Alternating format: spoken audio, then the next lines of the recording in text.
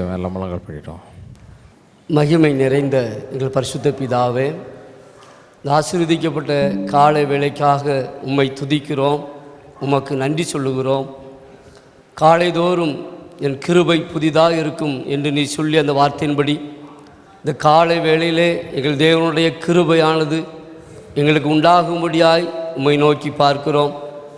சங்கீதக்காரனாகிய தாவீது சொன்னது போல, நன்மையும் கிருபையும் என்னை பின்தொடரும் என்ற வார்த்தையின்படி இந்த மாதத்தின் நாட்களிலே தேவ ஆவியானுடைய நன்மையும் கிருபையும் எங்களை பின்தொடர்ந்து எங்களுடைய வாழ்க்கையை ஆசீர்வதிக்கும்படியாக நாங்கள் ஜெபிக்கிறோம். இதனால் ஜெபத்தை நம்முடைய பரிசுத்த கரத்தில் அர்ப்பணிக்கிறோம். கர்த்தருடைய ஆளுகை எங்கள் மத்தியிலே உண்டாகும்படியாய் உம்மை நோக்கி மன்றாடுகிறோம். வந்திருக்கிற யாவருக்காக நன்றி செலுத்துகிறோம். வர தடைப்பட்ட பிள்ளைகளுக்காக உம்மை நோக்கி பார்க்கிறோம். குறிக்கப்பட்ட காலத்தில் வந்து உம்மை ஆராதிக்க உம்முடைய நாமத்தை மகிமைப்படுத்த என் தேவன் உம்முடைய பிள்ளைகளாகிய ஒவ்வொருவருக்கும் கிருபை பாராட்டும்படியாக நாங்கள் ஜெபிக்கிறோம். கிருபையுள்ள கரத்துக்குள்ளாய் இந்த ஆராதனை அர்ப்பணிக்கிறோம். தொடக்கம் முதல் முடிவு வரைக்கும் எங்கள் தேவ பிரசன்னம் இந்த ஆலயத்திலே தங்கியிருந்து எங்களை ஆட்கொள்ளும்படியாக ஜெபிக்கிறோம். கிருபையுள்ள கரத்தில் அர்ப்பணிக்கிறோம். கர்த்தருடைய நாமம் ஒன்றே மகிமைப்படுவதாக. துதிகான மகிமையெல்லாம் உமக்கே செலுத்துகிறோம். மீட்பர் இயேசு கிறிஸ்துவின் நாமத்தில் ஜெபிக்கிறோம் எங்கள் நல்ல பிதாவே, ஆமென். ஆமென். உட்காரும். அழைக்கிறார் அழைக்கிறார். இது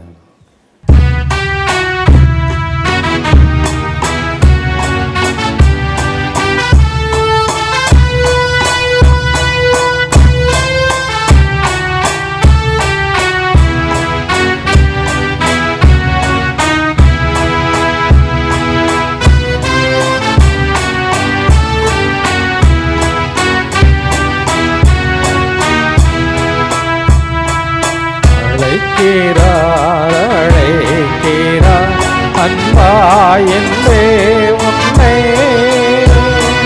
கல்லும் கரையும் கல்வாரி அண்டை கர்த்தர் அழைக்கிறார். கல்லும் கரையும் கல்வாரி அண்டை கர்த்தர் அழைக்கிறார். எட்டின் மகன் கெட்டழிந்தான், கெட்ட குமாரனை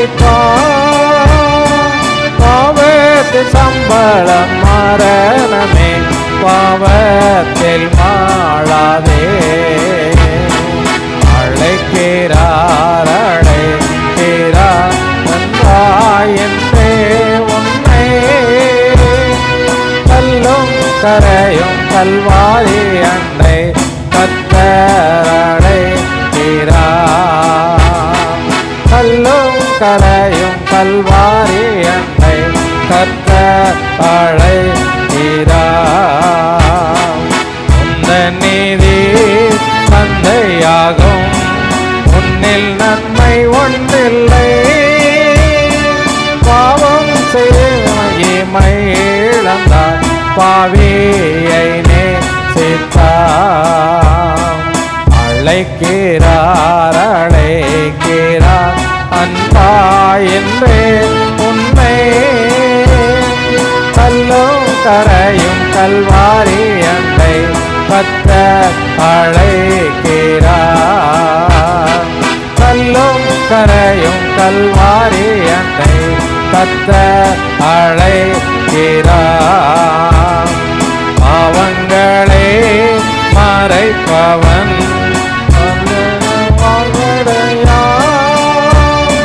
சன்மார்க்கன் இருவரும் சங்காரம் அடைவார்.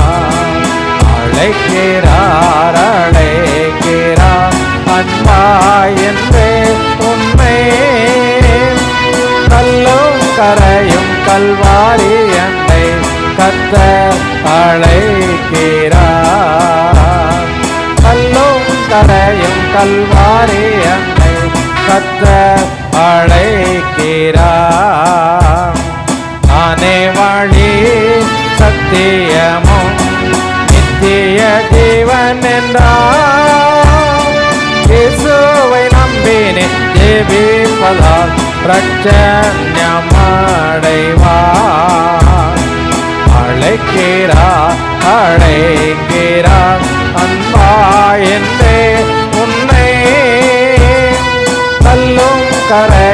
கல்வாரி அன்னை கத்தரளை வீரா.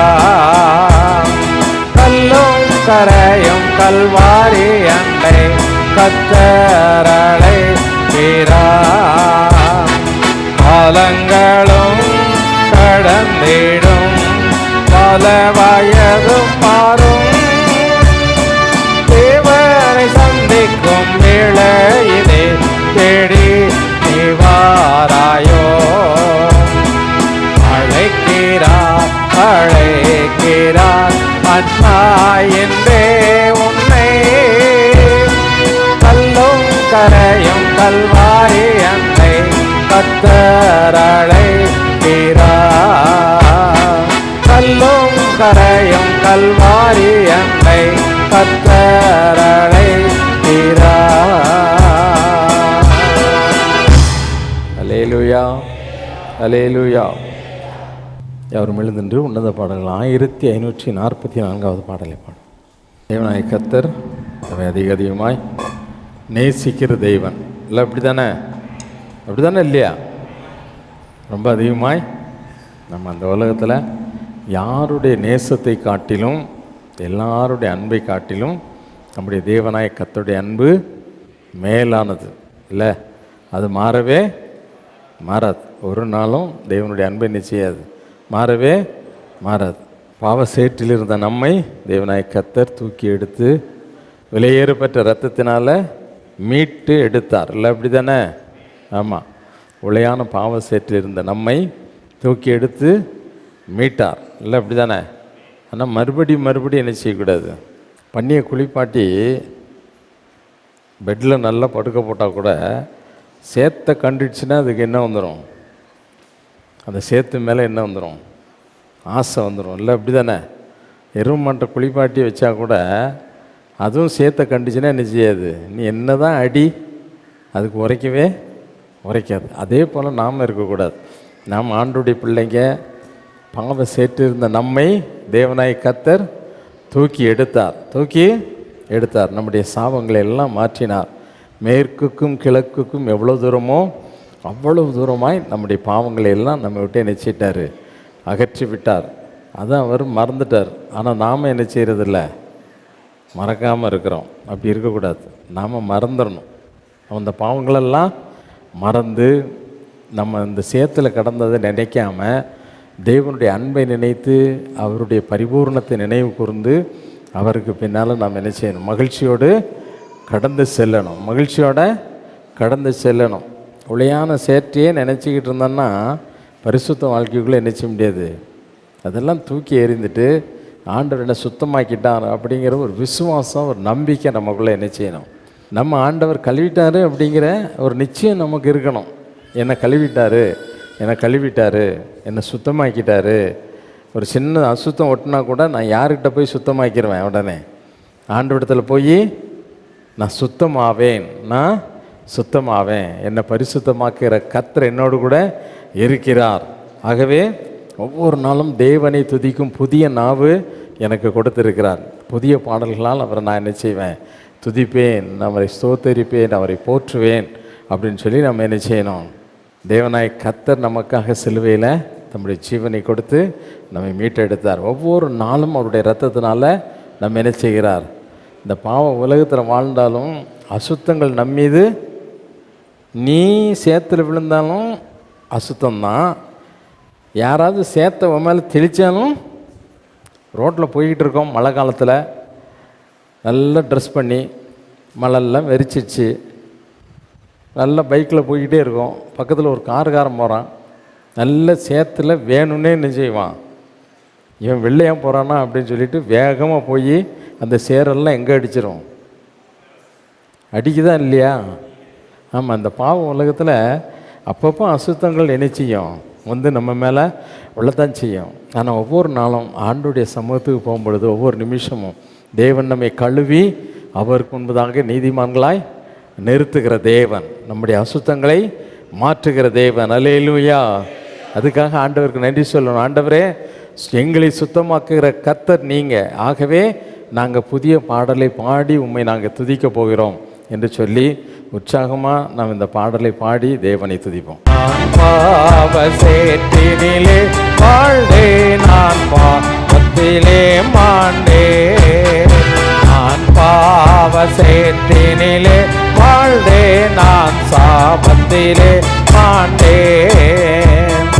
என்னில் அடங்கா பாவங்கள் போக்கி ஏசனை மீட்டாரே. என்னில் அடங்கா பாவங்கள் போக்கி ஏசனை மீட்டாரே. என் நாவிலே புது பாட்டுகள் என்றென்றும் கவி தங்கிடும். என் நாவிலே புது பாட்டுகள் என்றென்றும் கவி தங்கிடும். சந்தோஷம் மறுபிறப்பீந்து மன இருள் நீக்கினார். சந்தோஷம் மறுபிறப்பீந்து மன இருள் நீக்கினார். என் ஆத்ம மீட்பை அருமையாய் இயேசுவானவர் எண்ணினதார். என் ஆத்ம மீட்பை அருமையாய் இயேசுவானவர் எண்ணினதார். சொந்த தந்தேவனம் ரத்தம் எனக்காய் சிந்திரட்சித்தாரே. சொந்த தந்தேவனம் ரத்தம் எனக்காய் சிந்திரட்சித்தாரே. என் நாவிலே புது பாட்டுகள் என்றென்றும் கவி தங்கிடும். என் நாவிலே புது பாட்டுகள் என்றென்றும் கவி தங்கிடும். சந்தோஷம் மறுபிறப்பீந்து மன இருள் நீக்கினார். சந்தோஷம் மறுபிறப்பீந்து மன இருள் நீக்கினார். கார்மேகம் போல் என் பாவங்கள் கர்த்தர் அகற்றினாரே. ஆமெல்லா கார்மேகம் போல் எல்லாம் சொல்லுவோமா? ஆண்டவர் என்னுடைய கார்மேகம் போன்ற பாவங்களை அகற்றினார் என்று. ஆமென். கார்மேகம் போல் என் பாவங்கள் கர்த்தர் அகற்றினாரே. மூழ்கிய தள்ளும் சமுத்திர ஆழம் தூக்கி எறிந்தாரே. மூழ்கிய தள்ளும் சமுத்திர ஆழம் தூக்கி எறிந்தாரே. என் நாவிலே புது பாட்டுகள் என்றென்றும் கவி தங்கிடும். என் நாவிலே புது பாட்டுகள் என்றென்றும் கவி தங்கிடும். சந்தோஷம் மறுபிறப்பீந்து மன இருள் நீக்கினார். சந்தோஷம் மறுபிறப்பீந்து மன இருள் நீக்கினார். ஜன்ம கரும பாவங்கள் எல்லாம் தொலைத்தாரே. என் ஜன்ம கரும பாவங்கள் எல்லாம் தொலைத்தாரே. மன்னித்து என்றோ மறந்து விட்டாரே பரமானந்தம். மன்னித்து என்றோ மறந்து விட்டாரே பரமானந்தம். என் நாவிலே புது பாட்டுகள் என்றென்றும் கவி தங்கிடும். என் நாவிலே புது பாட்டுகள் என்றென்றும் கவி தங்கிடும். சந்தோஷம் மறுபிறப்பீந்து மன இருள் நீக்கினார். சந்தோஷம். ஆமென். ரத்தாம்பரம்போ சிவப்பான இதய பாவங்களை. ரத்தாம்பரம்போ சிவப்பான இதய பாவங்களை. பஞ்சையும் போலவே வெண்மயமாக்கி தஞ்சமென கேந்தா. Thank you Lord. பஞ்சையும் போலவே வெண்மயமாக்கி தஞ்சமென கேந்தா. புது பாட்டுகள் என்றென்றும் கவி தங்கிடும் என் நாவிலே புது பாட்டுகள் என்றென்றும் கவி தங்கிடும் சந்தோஷம். Thank you Lord. Amen. சந்தோஷம் மறுபிறப்பிந்து மனையிருள் நீக்கினார். மேற்கு திசைக்கும் கிழக்குக்கும் மாயன் நிலா தூரம். மேற்கோ திசைக்கும் கிழக்குக்கும் மாயன் நிலா தூரம். எந்தன் பாவங்கள் அத்தனை தூரம் விலக்கினார். எந்தன் பாவங்கள் அத்தனை தூரம் விலக்கினார். விசுவாசத்தோடு சொல்லுமா, எந்தன் பாவம் அத்தனை தூரம் விலக்கினார். என் நாவிலே புது பாட்டுகள் என்றென்றும் புது பாட்டுகள் என்றென்றும் கவி தங்கிடும். சந்தோஷம் மறுபிறப்பிந்து மனையிருள் நீக்கினார். சந்தோஷம் மறுபிறப்பிந்து மனையிருள் நீக்கினார். நான் ஜலத்தினால் ஆவியினால் நான் மறுபடியும் பிறந்தேன். நான் ஜலத்தினால் நல்லாவியினால் நான் மறுபடியும் பிறந்தேன். ராஜ்யம் செய்வதற்காக தேடிக்கொண்டேன் பாக்கியம். தேவனின் ராஜ்யம் சேர்வதற்காக தேடிக்கொண்டேன் பாக்கியம். என் நாவிலே புது பாட்டுகள் என்றென்றும் கவி தங்கிடும். என் நாவிலே புது பாட்டுகள் என்றென்றும் கவி தங்கிடும். என் நாவிலே புது பாட்டுகள் என்றென்றும் கவி தங்கிடும். என் நாவிலே புது பாட்டுகள் என்றென்றும் கவி தங்கிடும். சந்தோஷம் மறுபிறப்பிந்து மனையிருள் நீக்கினார். சந்தோஷம். Yes lord. ஆமென். சந்தோஷம் மறுபிறப்பிந்து மனையிருள் நீக்கினார். சந்தோஷம் மறுபிறப்பிந்து மனையிருள் நீக்கினார். அங்கேயும் செய்யோன் மலை மீதே ஆனந்த கீதங்களே. அங்கேயும் செய்யோன் மலை மீதே ஆனந்த கீதங்களே. அங்கேயும் செய்யோன் மலை மீதே ஆனந்த கீதங்களே. ஆயிரம் ஆயிரம் தூதர்கள் சூழ அன்பரை பாடிடுவேன். நாமெல்லாம் ஆயிரம் ஆயிரம் தூதர்கள் சூழ அன்பரை பாடிடு. நம்பிக்கையோடு சொல்லுமா, ஆயிரம் ஆயிரம் தூதர்கள் சூழ அன்பரை பாடிடுவேன். ஆயிரம் ஆயிரம் தூதர்கள் சூழ அன்பரை பாடிடுவேன். ஆயிரம் ஆயிரம் தூதர்கள் சூழ அன்பரை பாடு.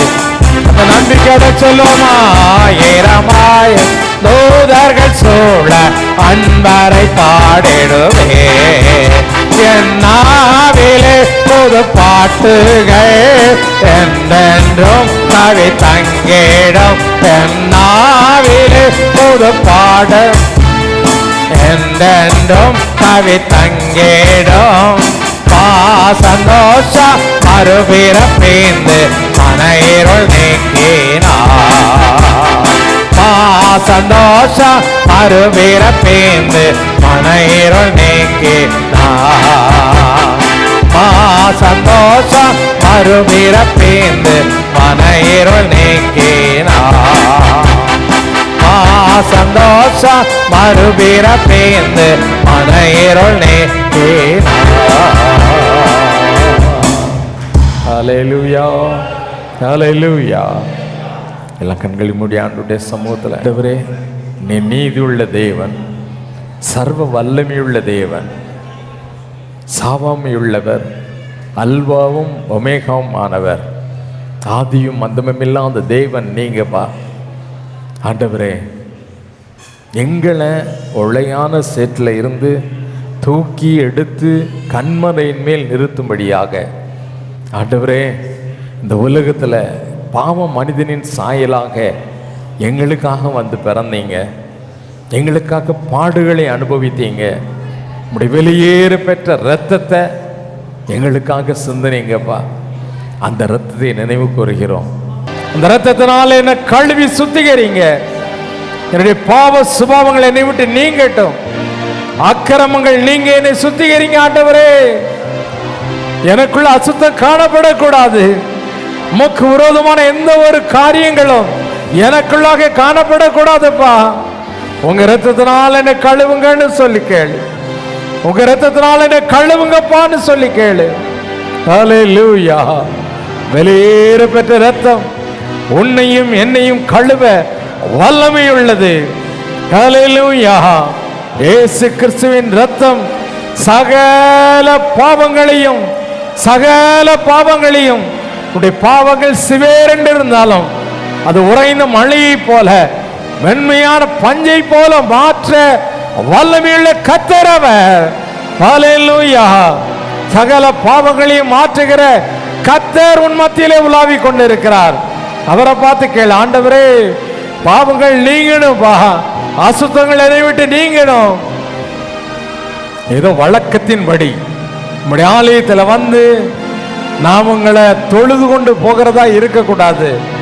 இந்த நாளிலே ஒரு பரிசுத்தம், உமக்கேற்ற ஒரு பரிசுத்தம், உடைய இரத்தத்தால் கழுவப்பட்டு நீதிமானாய் உமக்கு முன்பதாக ஆண்டவரே உம்முடைய கல்வாரிக்கு முன்பதாக நிற்க எனக்கு கிருபை பாராட்டுங்க ஆண்டவரே.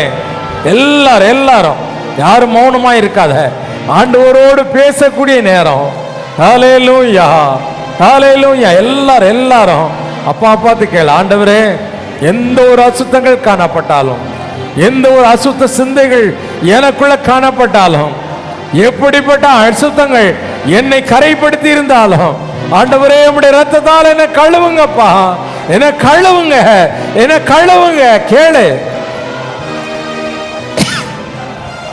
நான் சொல்றதுக்காக இல்ல, உண்மையாக அப்பா பார்த்து கேளு, ஆண்டவரே என்ன கழுவுங்கப்பா, உடைய இரத்தம் என்ன கழுவட்டும். நீங்க எனக்கு சொன்னீங்களே மேற்குக்கும் கிழக்குக்கும் எவ்வளவு தூரமோ அவ்வளவு தூரம் உன்னுடைய பாவங்களை உன்னை விட்டு அகற்றுவேன் என்று சொன்னாரே, அவர் உண்மையுள்ள தேவன். ஹல்லேலூயா. பாவங்கள் எல்லாம் கடலின் ஆழத்தில் போட்டு அவர் மறந்து விட்டார். மறுபடி விட்டு வந்த பாவத்தை நினைத்து அந்த சேற்றுக்குள்ள மூழ்காத, வெளியே வா, கரத்தை நோக்கி ஆண்டவரே என் கரத்தை தூக்கி எடுங்கப்பான்னு சொல்லி கேளு. உன்னை தூக்கி எடுத்து நிறுத்த வல்லவராய் இருக்கிறார். மறுபடியும் இந்த பாழான இருளுக்குள்ள நீ போய் சிக்கிக் கொள்ளாத, ஜீவ ஒளியாய் உனக்குள் பிரவேசிக்கும்படியாய் வந்தவர் தேவனாகிய கர்த்தர். ஹல்லேலூயா, ஹல்லேலூயா. அவரே உனக்கு நித்திய வெளிச்சமானவர், அவரே உனக்கு நித்திய வெளிச்சமானவர். ஹல்லேலூயா. அவரே நீதியின் சூரியனானவர். உன் நீதிமானாய் அவருக்கு முன்பதாய் நிறுத்த வல்லமை உள்ளவர். தம்முடைய பிதாவுக்கு முன்பதாக உன்னையும் என்னையும் ராஜாக்களும் ஆசாரிகளுமாய் நிறுத்தும்படியாய் அவருடைய இரத்தத்தினால நம்ம கழுவுகிற பரிசுத்த ஆட்டுக்குட்டியான தேவன் அவர். ஹல்லேலூயா, ஹல்லேலூயா. எங்களை கழுவுங்க ஆண்டவரே, எங்களை கழுவுங்கப்பா. இயேசுவின் ரத்தம், கல்வாரியின் ரத்தம் எங்களை முற்றிலும் கழுவட்டும் ஆண்டவரே. எங்க பாத்திரங்கள் சுத்திகரிக்கப்படட்டும். அசுத்தமான பாத்திரத்துல பரிசுத்த ஆவியினால் நாங்கள் நிரப்பப்படக்கூடாதுப்பா. எங்க பாத்திரங்களை சுத்திகரிங்க. ஒரு செத்த ஈ தைலக்காரனுடைய அந்த பரிமள தைல குப்பிய நாரி கெட்டு போக பண்ணும் ஆண்டவரே. அப்படி ஒரு சிறிய பாவம் எனக்குள்ள காணப்படக்கூடாது. என்னை முற்றிலும் சுத்திகரிங்க, என்னை முற்றிலும் சுத்திகரிங்க, என்னை முற்றிலும் சுத்திகரிங்க ஆண்டவரே.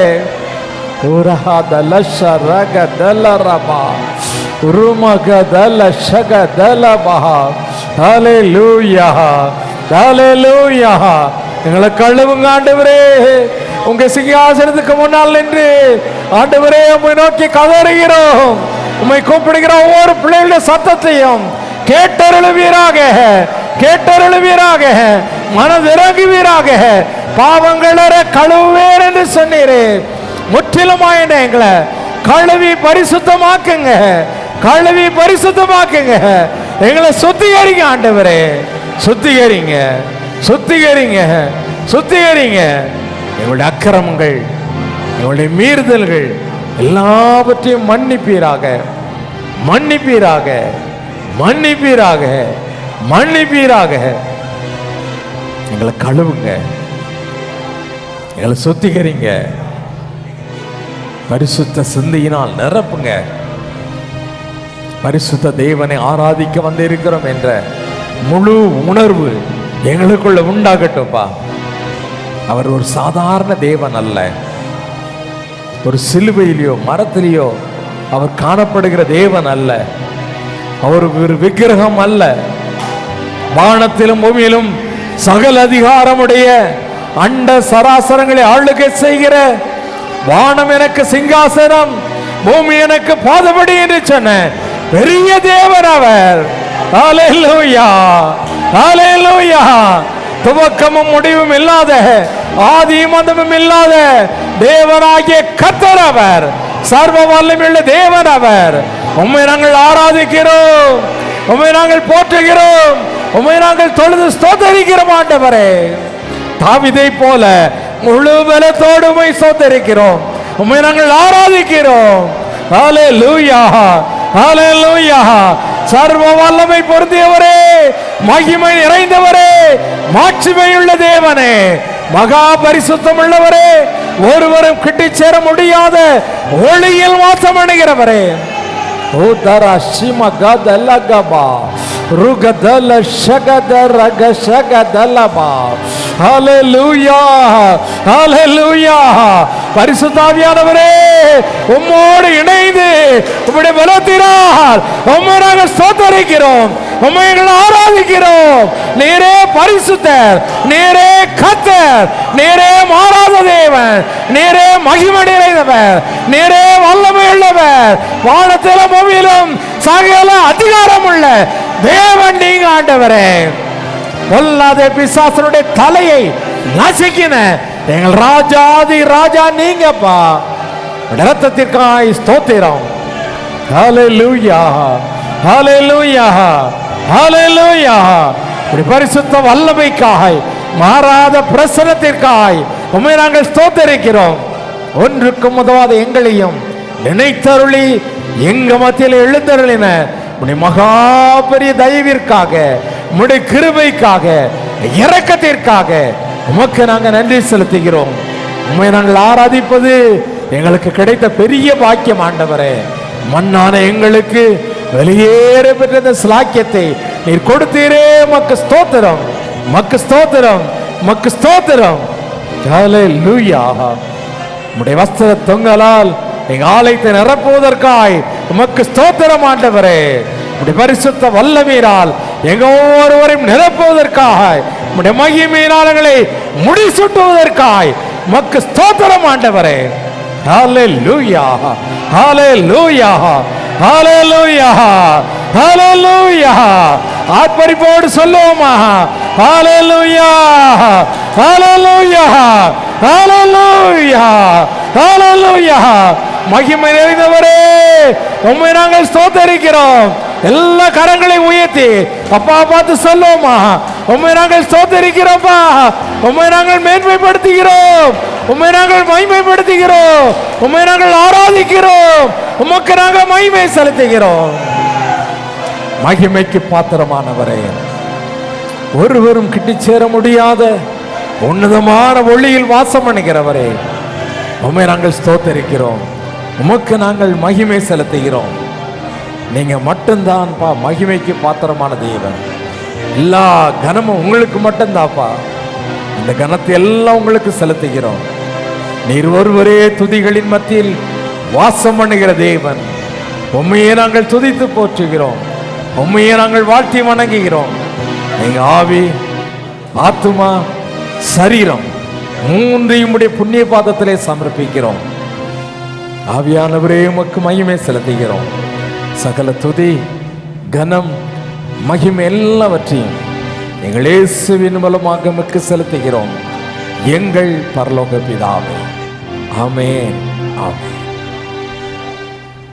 அவர் நின்ற வண்ணமாக சங்கீதம் 81:1 முதல் 16 வசனமுடைய மாறி மாறி வாசிப்போம்.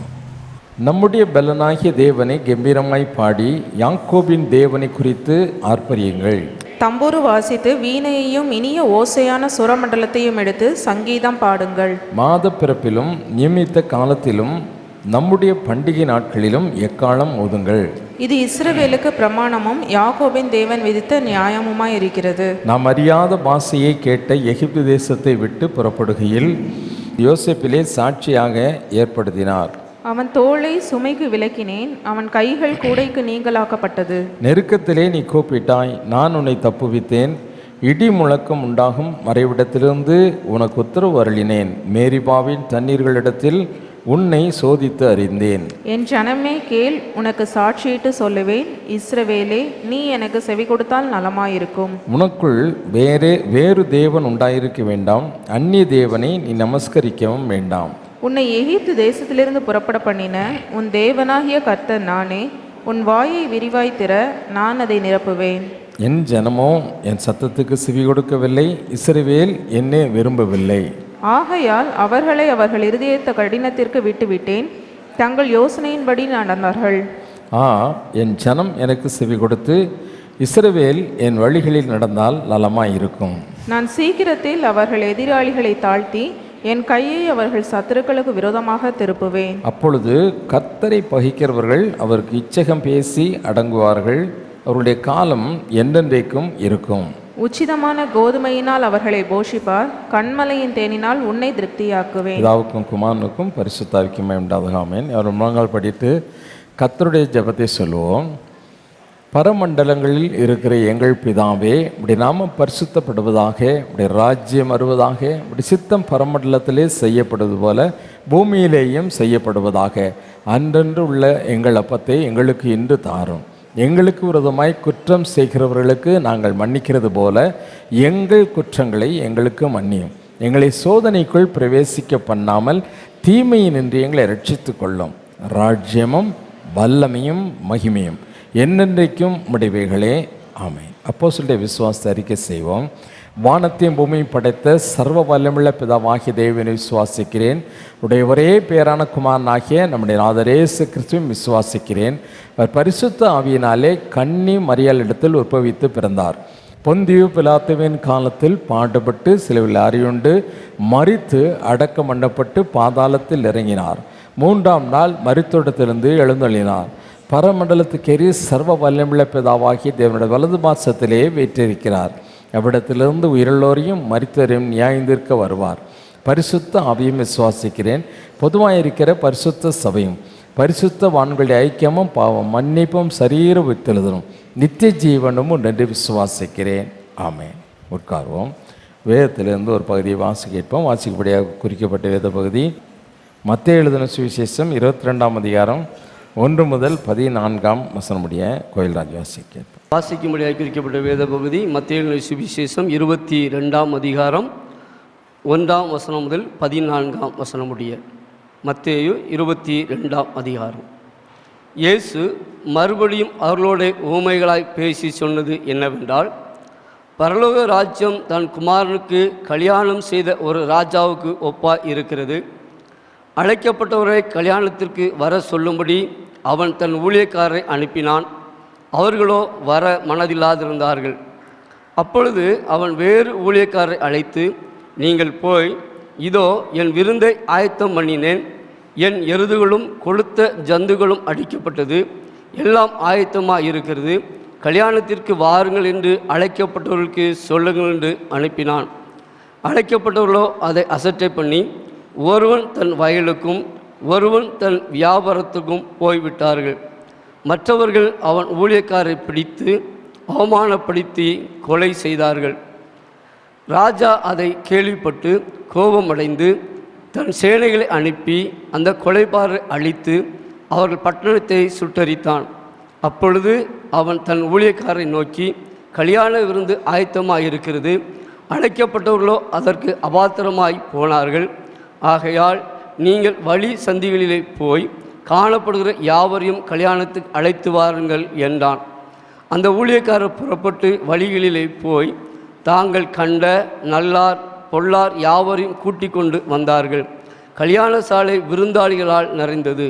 விருந்தாளிகளை பார்க்கும்படி ராஜா உள்ளே பிரவேசித்த போது கல்யாண வஸ்திரம் தரித்திராத ஒரு மனுஷனை அங்கே கண்டு, சிநேகிதனே, நீ கல்யாண வஸ்திரம் இல்லாதவனாய் இங்கே எப்படி வந்தாய் என்று கேட்டான். அதற்கு அவன் பேசாமல் இருந்தான். அப்பொழுது ராஜா பணிவிடைக்காரை நோக்கி, இவனை கையும் காலும் கட்டி கொண்டு போய் அழுகையும் பற்கடிப்பும் உண்டாயிருக்கிற புறம்பான இருளிலே போடுங்கள் என்றான். அந்தபடியே அழைக்கப்பட்டவர்கள் அநேகர், தெரிந்து கொள்ளப்பட்டவர்களோ சிலர் என்றார் என்பது வாசிக்கும்படியாக குறிக்கப்பட்ட வேதபோதி வாசித்தாயிற்று.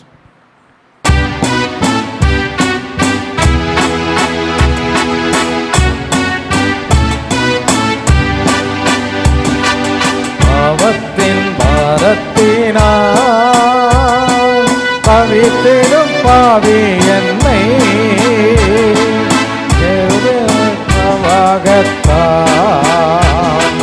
தேற்றிடும் இயேசுநாதா,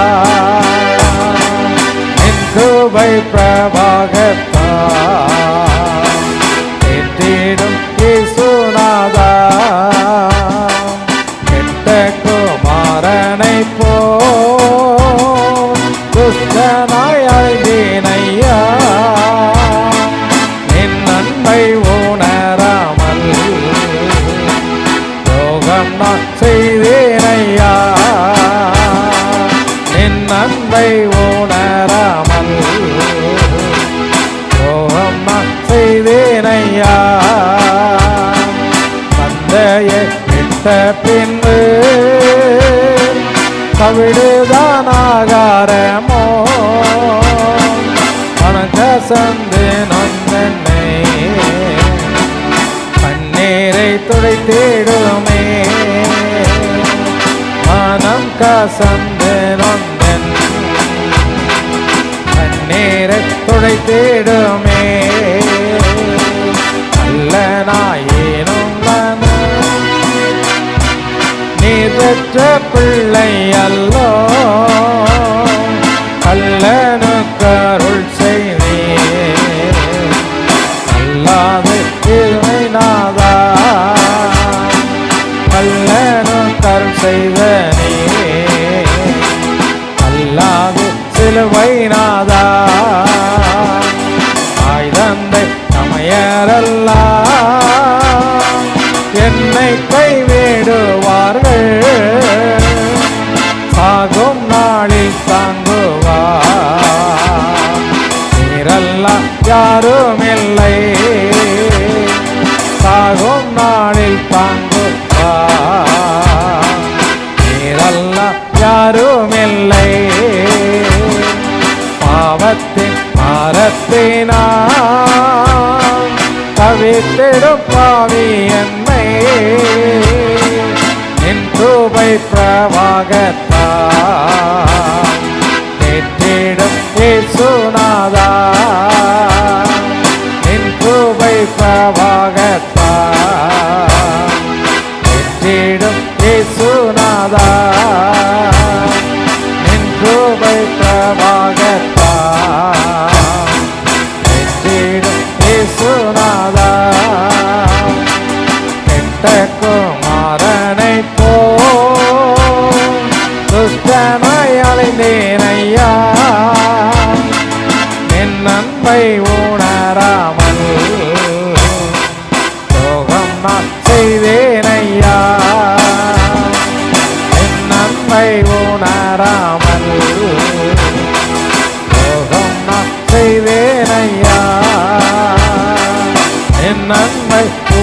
பாராமல் மோகமா செய்தேனையா. அல்லேலூயா, அல்லேலூயா. எங்கள் இரக்கமுள்ள அன்பு பரிசுத்த பிதாவே, இயேசுவின் நாமத்தினாலே உங்களுடைய சமூகத்துக்கு முதாக வருகிறோம் சுவாமி. நீங்கள் கிருபையாய் எங்களுக்கு ஒரு வாரத்தை காண, உங்களுடைய நாமத்தை உயர்த்த, உங்களுடைய பிரசனத்தை உணர நீங்கள் எங்கள் வாழ்க்கையில் கொடுத்த பாக்கியத்திற்காக உங்களுக்கு நன்றி செலுத்துகிறோம். வந்திருக்கிற ஒவ்வொருவரையும் நீங்கள் ஆசீர்வதிங்க. கிருபை கூட இருக்கட்டும். செய்தி வேலையை உங்களுடைய கருத்தில் ஒப்புக்கொடுக்கிறோம். நீங்கள் உங்களுடைய பிரசனத்தினால் உங்களுடைய பிள்ளைகளோடு நீங்கள் பேச வேண்டுமாக நான் க்ஷபிக்கிறேன். உங்களுடைய கரம் கூட இருக்கட்டும். உங்களுடைய கிருபையினால் எங்களை ஆசீர்வதிங்க.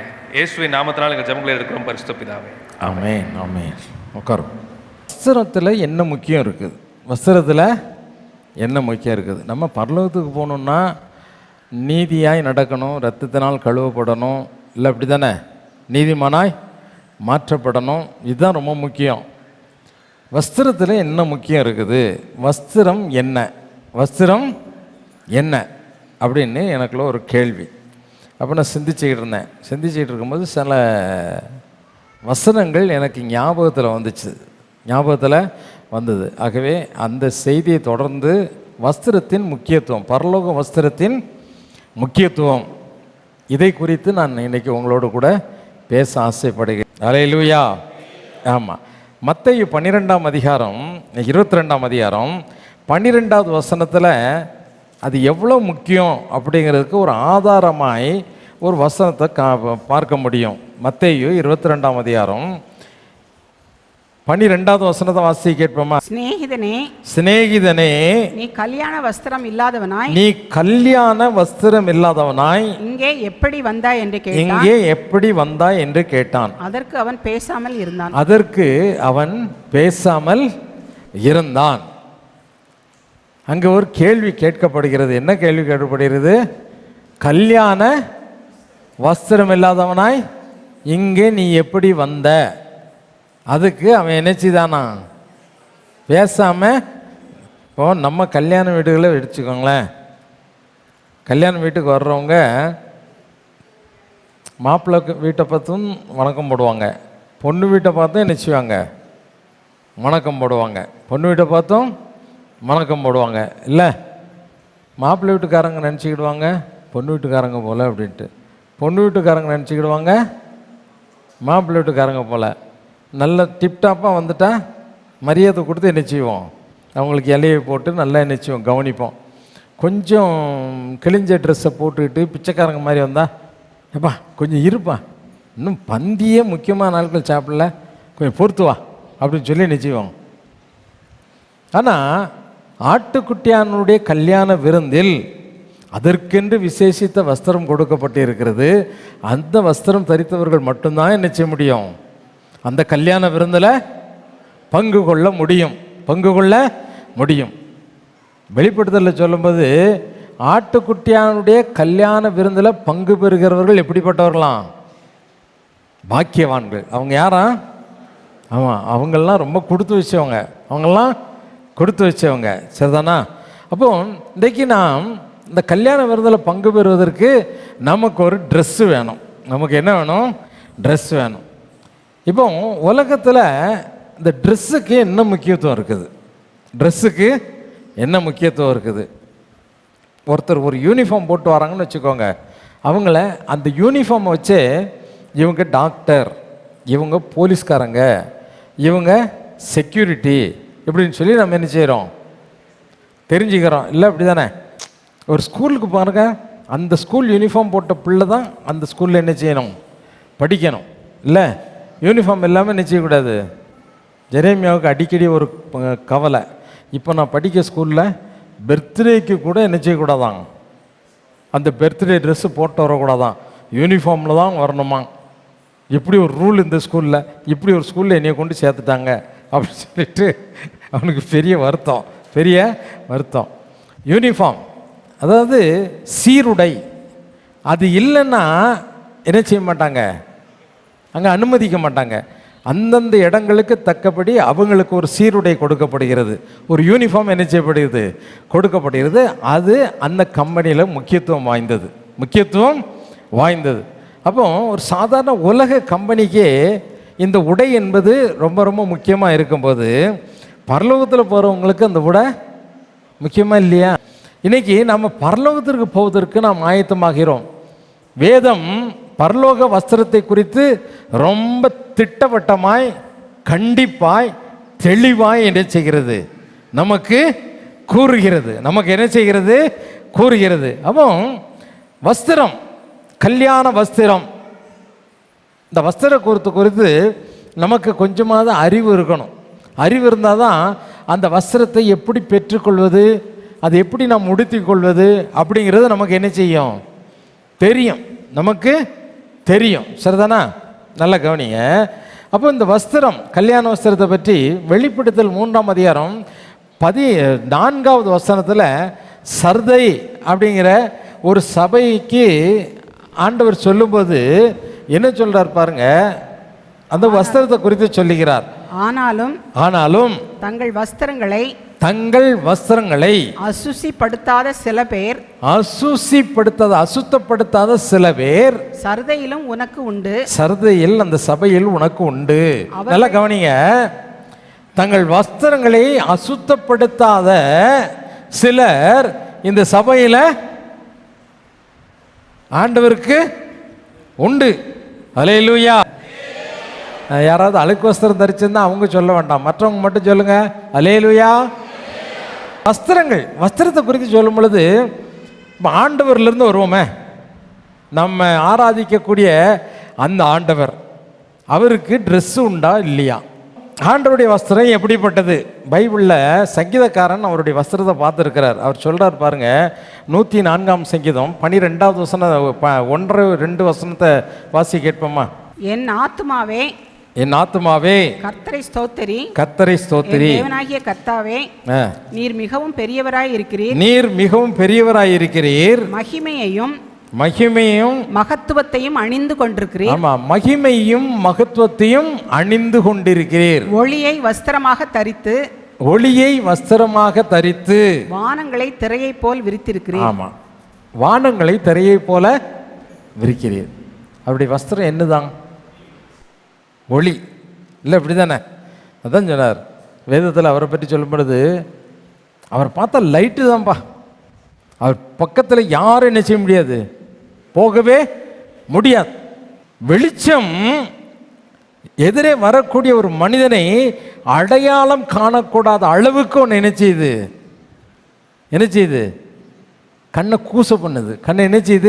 கூச பண்ணுது. அதான் ஆண்டவர் சொன்னார், அந்த ஒளி எப்படிப்பட்ட ஒளி? ஒருவரும் கிட்டி சேர முடியாத ஒளி, பயங்கரமான ஒரு ஒளி. சூரியனில் பாருங்க கரும் புள்ளிகள் இருக்குதுன்னு சொல்கிறாங்க. நம்ம சூரியனை பார்த்தா எங்கேயாவது கருப்பாக தெரியுதா? அது முதல்ல பார்க்கவே முடியலையே. அதில் இருக்கக்கூடிய கருப்பு கூட நிச்சய மாட்டேங்குது, தெரிய மாட்டேங்குது. இல்லை, தேவனை நாம் அடையாளம் காண முடியாத அளவுக்கு ஆண்டவரை தான் சொன்னார். என்னை ஒருத்தன் பார்த்து அவன் உயிரோடு இருந்ததே இல்லைப்பா. மோசைகிட்ட சொல்லும்போது சொன்னார், என்னுடைய முகத்தை ஒருவன் பார்த்துட்டு அவன் உயிரோடு என்ன செய்ய மாட்டான், இருக்க மாட்டான். அதனால் நீ ஒரு கண்மலை வெடிப்புக்குள்ளே போய் உட்காந்துக்கோ, நான் கையை வச்சு என்ன செய்கிறேன், ஒன்று மூடிக்கிறேன். என் மூஞ்சை நீ என்ன செய்ய முடியாது, பார்க்க முடியாது. நான் கடந்து சென்ற பின்பு என்னுடைய பின்புறத்தை நீ என்ன செய்வ. ஆமாம், அவருடைய முகப்பிரகாசம். ஹல்லேலூயா. ஆமாம், அவருடைய வஸ்திரம் எப்படிப்பட்டது? ஒளியின் வஸ்திரம். சில பேருக்கு சில விதங்களில் என்ன செய்கிறாரு, தன்னுடைய மகிமையை குறைத்து எப்படி இந்த மனு உலகத்திற்கு இயேசுவாய் வந்தாரோ அதே போல் சிலருக்கு என்ன செய்கிறாரு, அவர் காட்சி கொடுக்கிறார். அவர் எப்படி என்ன செய்கிறாரு, காட்சி கொடுக்கிறார். சரியா? அதுக்காக நீ பார்க்கவே முடியாது அப்படின்னு சொல்லலை.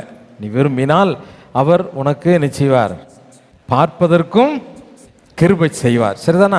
ஆனால் தேவனுடைய வஸ்திரம் என்னது? ஒளி. தேவனுடைய வஸ்திரம் என்ன? ஒளியானது தான் தேவனுடைய வஸ்திரம். ஒளியை தமக்கு ட்ரெஸ்ஸாக நினைச்சிருக்கிறாரு, வச்சிருக்கிறார். சரியா? அப்போ ஆண்டவர் மனிதனை உருவாக்கும் பொழுது, ஆதாம் ஏவாளை உருவாக்கும் பொழுது, மனிதனை உருவாக்கும் பொழுது ஆதாமை தான் முதல்ல உருவாக்கினார். உருவாக்கும் பொழுது அவர் என்ன சொன்னார், நம்மை போல ஒரு மனிதனை உருவாக்குவோம், நம்மை போல ஒரு மனிதனை உருவாக்குவோம் அப்படின்னு சொல்லிட்டு என்ன செய்தாரு? உருவாக்கினார். சரிதானா? நம்மை போல உருவாக்கும் அப்படின்னு சொல்லி உருவாக்கினா அவர் எப்படி இருக்காரோ அவரே மாதிரி அவருடைய ரூபம், அவருடைய தன்மை எல்லாம் இருந்தது. ஒளியை வஸ்திரமாய் தரித்த தேவன் ஒளியை வஸ்திரமாய் தன்னுடைய சாயலில் உண்டாக்கினார். தன்னுடைய சாயலில் மனிதனை உண்டாக்கினா எப்படி உருவாக்கி இருப்பாரு? அவர் வெளிச்சமாக இருக்கார். மனுஷனை தாம் உருவாக்கின மனுஷனை அவருடைய தன்மையின்படியே உருவாக்கினார். அவருடைய சாயலிலும் அவருடைய ரூபத்தின்படியும் என்ன செய்தார்? உருவாக்கினார். இல்லையா? அப்படி தானே? ஆமாம். அப்போ ரூபத்தின்படி உருவாக்குனதுனால அவன் எப்படி இருந்தான்? வேதம் என்ன சொல்லுகிறது? ஆதியாகமம் 2ஆம் அதிகாரம் 25வது வசனத்தை வாசிக்கும் பொழுது அங்கே என்ன சொல்லப்பட்டிருக்குது பாருங்க. ஆதாமும் அவன் மனைவியுமாகிய இருவரும் நிர்வாணிகளாய் இருந்தும் வெட்கப்படாதிருந்தார்கள். ஆதாமும் அவனுடைய மனைவியுமாகிய இருவரும் நிர்வாணிகளாய் இருந்தும் அவங்க என்ன செய்யலையாம்? வெட்கப்படாதிருந்தார்கள். ஏன் வெட்கப்படலை? வெட்கப்படாத காரணம் என்ன? அவங்களையே அவங்க பார்க்கும் பொழுது அவங்களுடைய சரீர தோற்றம் அவர்களுடைய கண்களுக்கு தெரியாத அளவுக்கு அவங்க பிரகாசம் உள்ள ஒரு வஸ்திரத்தை உடுத்தியிருந்தார்கள். ஆதாமும் எவளும் வஸ்திரத்தை உடுத்தலை அப்படின்னு சொல்லாதீங்க. அவர் தம்முடைய சாயலில் உருவாக்கினார், தம்முடைய தன்மையில் உருவாக்கினார், தம்மை போல ஒளி உள்ள ஒரு மனிதனாய் அவனை என்ன செய்தார்? உருவாக்கினார். ஆதாமும் ஏவாளும் என்றைக்கு அவர்கள் பாவம் செய்தார்களோ அப்பொழுது அவர்களை விட்டு தேவனுடைய மகிமை எடுக்கப்பட்டது. அவருடைய மகிமையின் ஒளி அவர்களை விட்டு என்ன செய்யிட்டு நீங்கிட்டு, நீங்கின உடனே தான் அவங்க அப்புறம் தான் பார்க்குறான். அவங்க சரீரம் அவங்களுக்கு அப்போ தான் தெரியுது. அவதான் பார்க்குறோம், ஐயோ நம்ம இப்படி இருக்கிறோமே அப்படின்னு சொல்லி கூச்சப்பட்டாங்க. அப்போ ஆண்டவர் கேட்குறாரு அதே அதிகாரத்தில் பாருங்க, அடுத்த அதிகாரத்தில் 3ஆம் அதிகாரம் 11வது வசனத்தில் கேட்கும்போது என்ன கேட்குறாரு? நீங்கள் நிர்வாணிகள் என்று உங்களுக்கு சொன்னது யாரு? நீ நிர்வாணி என்று உனக்கு அறிவித்தவன் யார்? நீ நிர்வாணி என்று உனக்கு அறிவித்தவன் யார்? நல்லா கவனிங்க. நீ நிர்வாணி என்று உனக்கு அறிவித்தவன் யார்? இந்த தூங்குறவளை பார்த்தா என்ன பண்ணுறதுன்னு தெரில. சேரில் உட்காந்தா தூங்க முடியலன்னு கீழே உட்காந்துட்டீங்களா? இங்கே வாரம் பூரம் உழைச்சிட்டு இங்கே தான் ரெஸ்ட் எடுக்கேன், பிரதர் விட மாட்டேங்கிங்க. என்ன பண்ணுறது உங்களை? நல்லா கவனி, தூங்காதீங்க. நீ தூங்குனா உனக்கு வஸ்திரமே கிடையாது. தூங்குறவங்களுக்கு யாருக்கும் ட்ரெஸ்ஸு கிடையாது. நீ இப்படியே போயிட்டு ஆண்டவர் உன் கையையும் காலையும் கட்டி எங்கே போட்டுருவார்? அழுகையும் பற்கடிப்புள்ள புறம்பான இருளில் கொண்டு போட்டுருவார். நீ தூங்கி தொலை. நல்லா கவனிங்க. அந்த முதலாவது அவங்க தங்கள் நிர்வாணிகள் என்று உணர்ந்தார்கள். ஆண்டவர் அவங்கள பார்த்து கேட்கும் பொழுது, ஏப்பா நீ நிர்வாணியாக இருப்பது உனக்கே தெரியாத அளவுக்கு நான் உனக்கு ஒரு மகிமையின் ஒளியை கொடுத்துருந்தேனே, நீ நிர்வாணி என்று உனக்கு சொன்னது யார்? உனக்கு சொன்னது யார்? இப்போ தேவன் கொடுத்த அந்த ஒளியின் வஸ்திரம் அவங்கள விட்டு விலகினதுனால அவங்க எப்படி காணப்பட்டாங்க? நிர்வாணிகள் என்று அவங்களுக்கு தெரிய வந்தது. நிர்வாணிகள் என்று அவங்களுக்கு என்ன செய்யப்பட்டது? தெரிய வந்தது. அப்போ இன்றைக்கு தேவன் ஒளியை வஸ்திரமாக தரித்திருக்கிறார். அவர் கொடுக்கக்கூடிய வஸ்திரம் மகிமையின் வஸ்திரம்.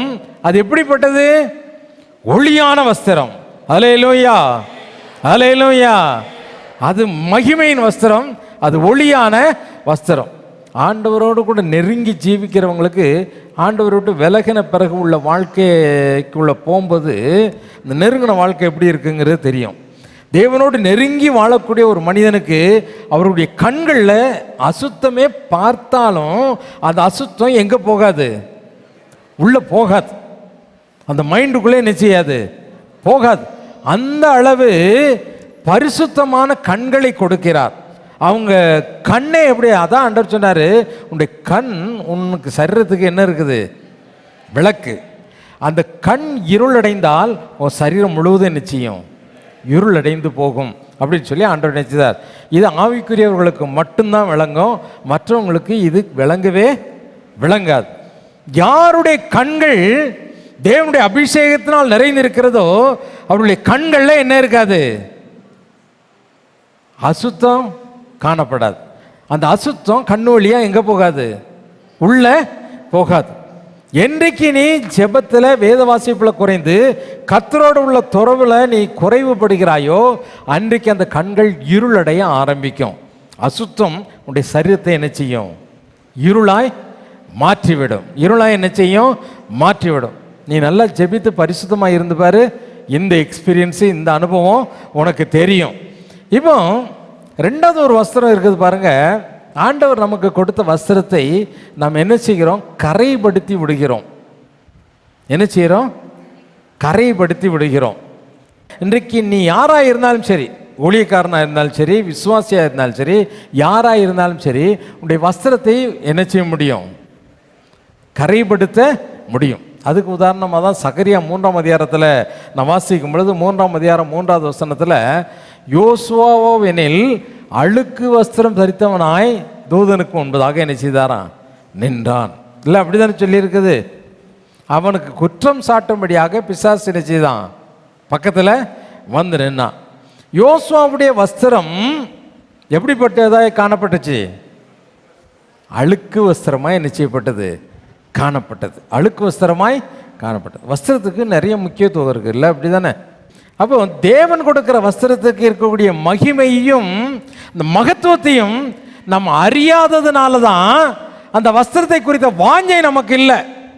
வாஞ்சை, ஆமாம். பிசாசானம் வந்து அந்த சகரியாவை, அந்த ஜோசுவாவை சகரியா புஸ்தகத்தில் குற்றம் சாட்ட வரும்பொழுது அவன் வந்து அப்படியே சோர்ந்து போய் உட்கார்ந்து, சில பேருக்கு குற்றம் மனசாட்சியே அவங்களை என்ன செய்யும்? தொடர்ந்து பாவம் செய்ய வைத்து சோர்ந்து போய் அப்படியே பரிசுத்த வாழ்க்கையை விட்டு பின்வாங்கி போகக்கூடிய அளவுக்கு அவங்கள தள்ளிடும். பின்வாங்க செய்வதே முதலாவது என்னது? குற்ற மனச்சாட்சி. குற்ற மனச்சாட்சி, சரியா? குற்ற மனச்சாட்சினா நாமே நான் பாவி, நான் தப்பு செய்யிட்டேன், நான் அசுத்தம் பண்ணிட்டேன், இப்படியே சொல்லி சொல்லி சொல்லி சொல்லியே என்ன செய்வாங்க? சில பேர் தங்களை தாங்களே கெடுத்து வேதத்தை வாசிப்பது ஜெபிக்கிறதையும் விட்டு பின்வாங்கி மாய்மாலமான ஒரு கிறிஸ்தவ வாழ்க்கையோடு என்ன செய்வாங்க? போயிடுவாங்க. தவறு செய்யாத மனிதன் இந்த உலகத்தில் யாரும் கிடையாது. உலகத்தில், ஆமாம், பிரதான ஆசாரியனாக்கிய யோசுவா அழுக்கு வஸ்திரம் தரித்தனா இருந்தான். பிசாசு குற்றம் சாட்டினா, இவன் இப்படி தப்பு செய்தான், அழுக்கு வஸ்திரம் உள்ளவன், குற்றம் உள்ளவன் அப்படின்னு குறை சொல்லும் பொழுது நேர எங்கே ஓடினான்? கர்த்தருடைய சமூகத்துக்கு ஓடனான். ஓடன உடனே ஆண்டவர் இரக்கம் பாராட்டினார். இந்த ட்ரெஸ்ஸையே கழட்டி தூர போடு, அவனுக்கு புது ட்ரெஸ்ஸு கொடுப்பா, அந்த அழுக்கு வஸ்திரத்தை தூர எடுத்து போடு என்று சொல்லி அவனுடைய அழுக்கு வஸ்திரத்தை தேவன் நினைச்சார், மாற்றினார். அதுக்கு தான் நாம் என்ன செய்யணும்? எப்போவுமே தேவனுடைய சமூகத்தை நோக்கி என்ன செய்யணும்? ஓடணும். அதுதான் மரியாள் சொன்னாங்க, நீ என்கிட்ட வராத, நீங்கள் அவங்ககிட்ட போங்க, அவர் என்ன சொல்கிறாரோ அதுபடி செய்யுங்கப்பா, அவர்கிட்ட போங்க. ஆண்டவரிடத்துல போனால் தான் உன் வாழ்க்கையில் என்ன நடக்கும்? அற்புதம் நடக்கும். உன்னுடைய வஸ்திரம் என்ன செய்யப்படும்?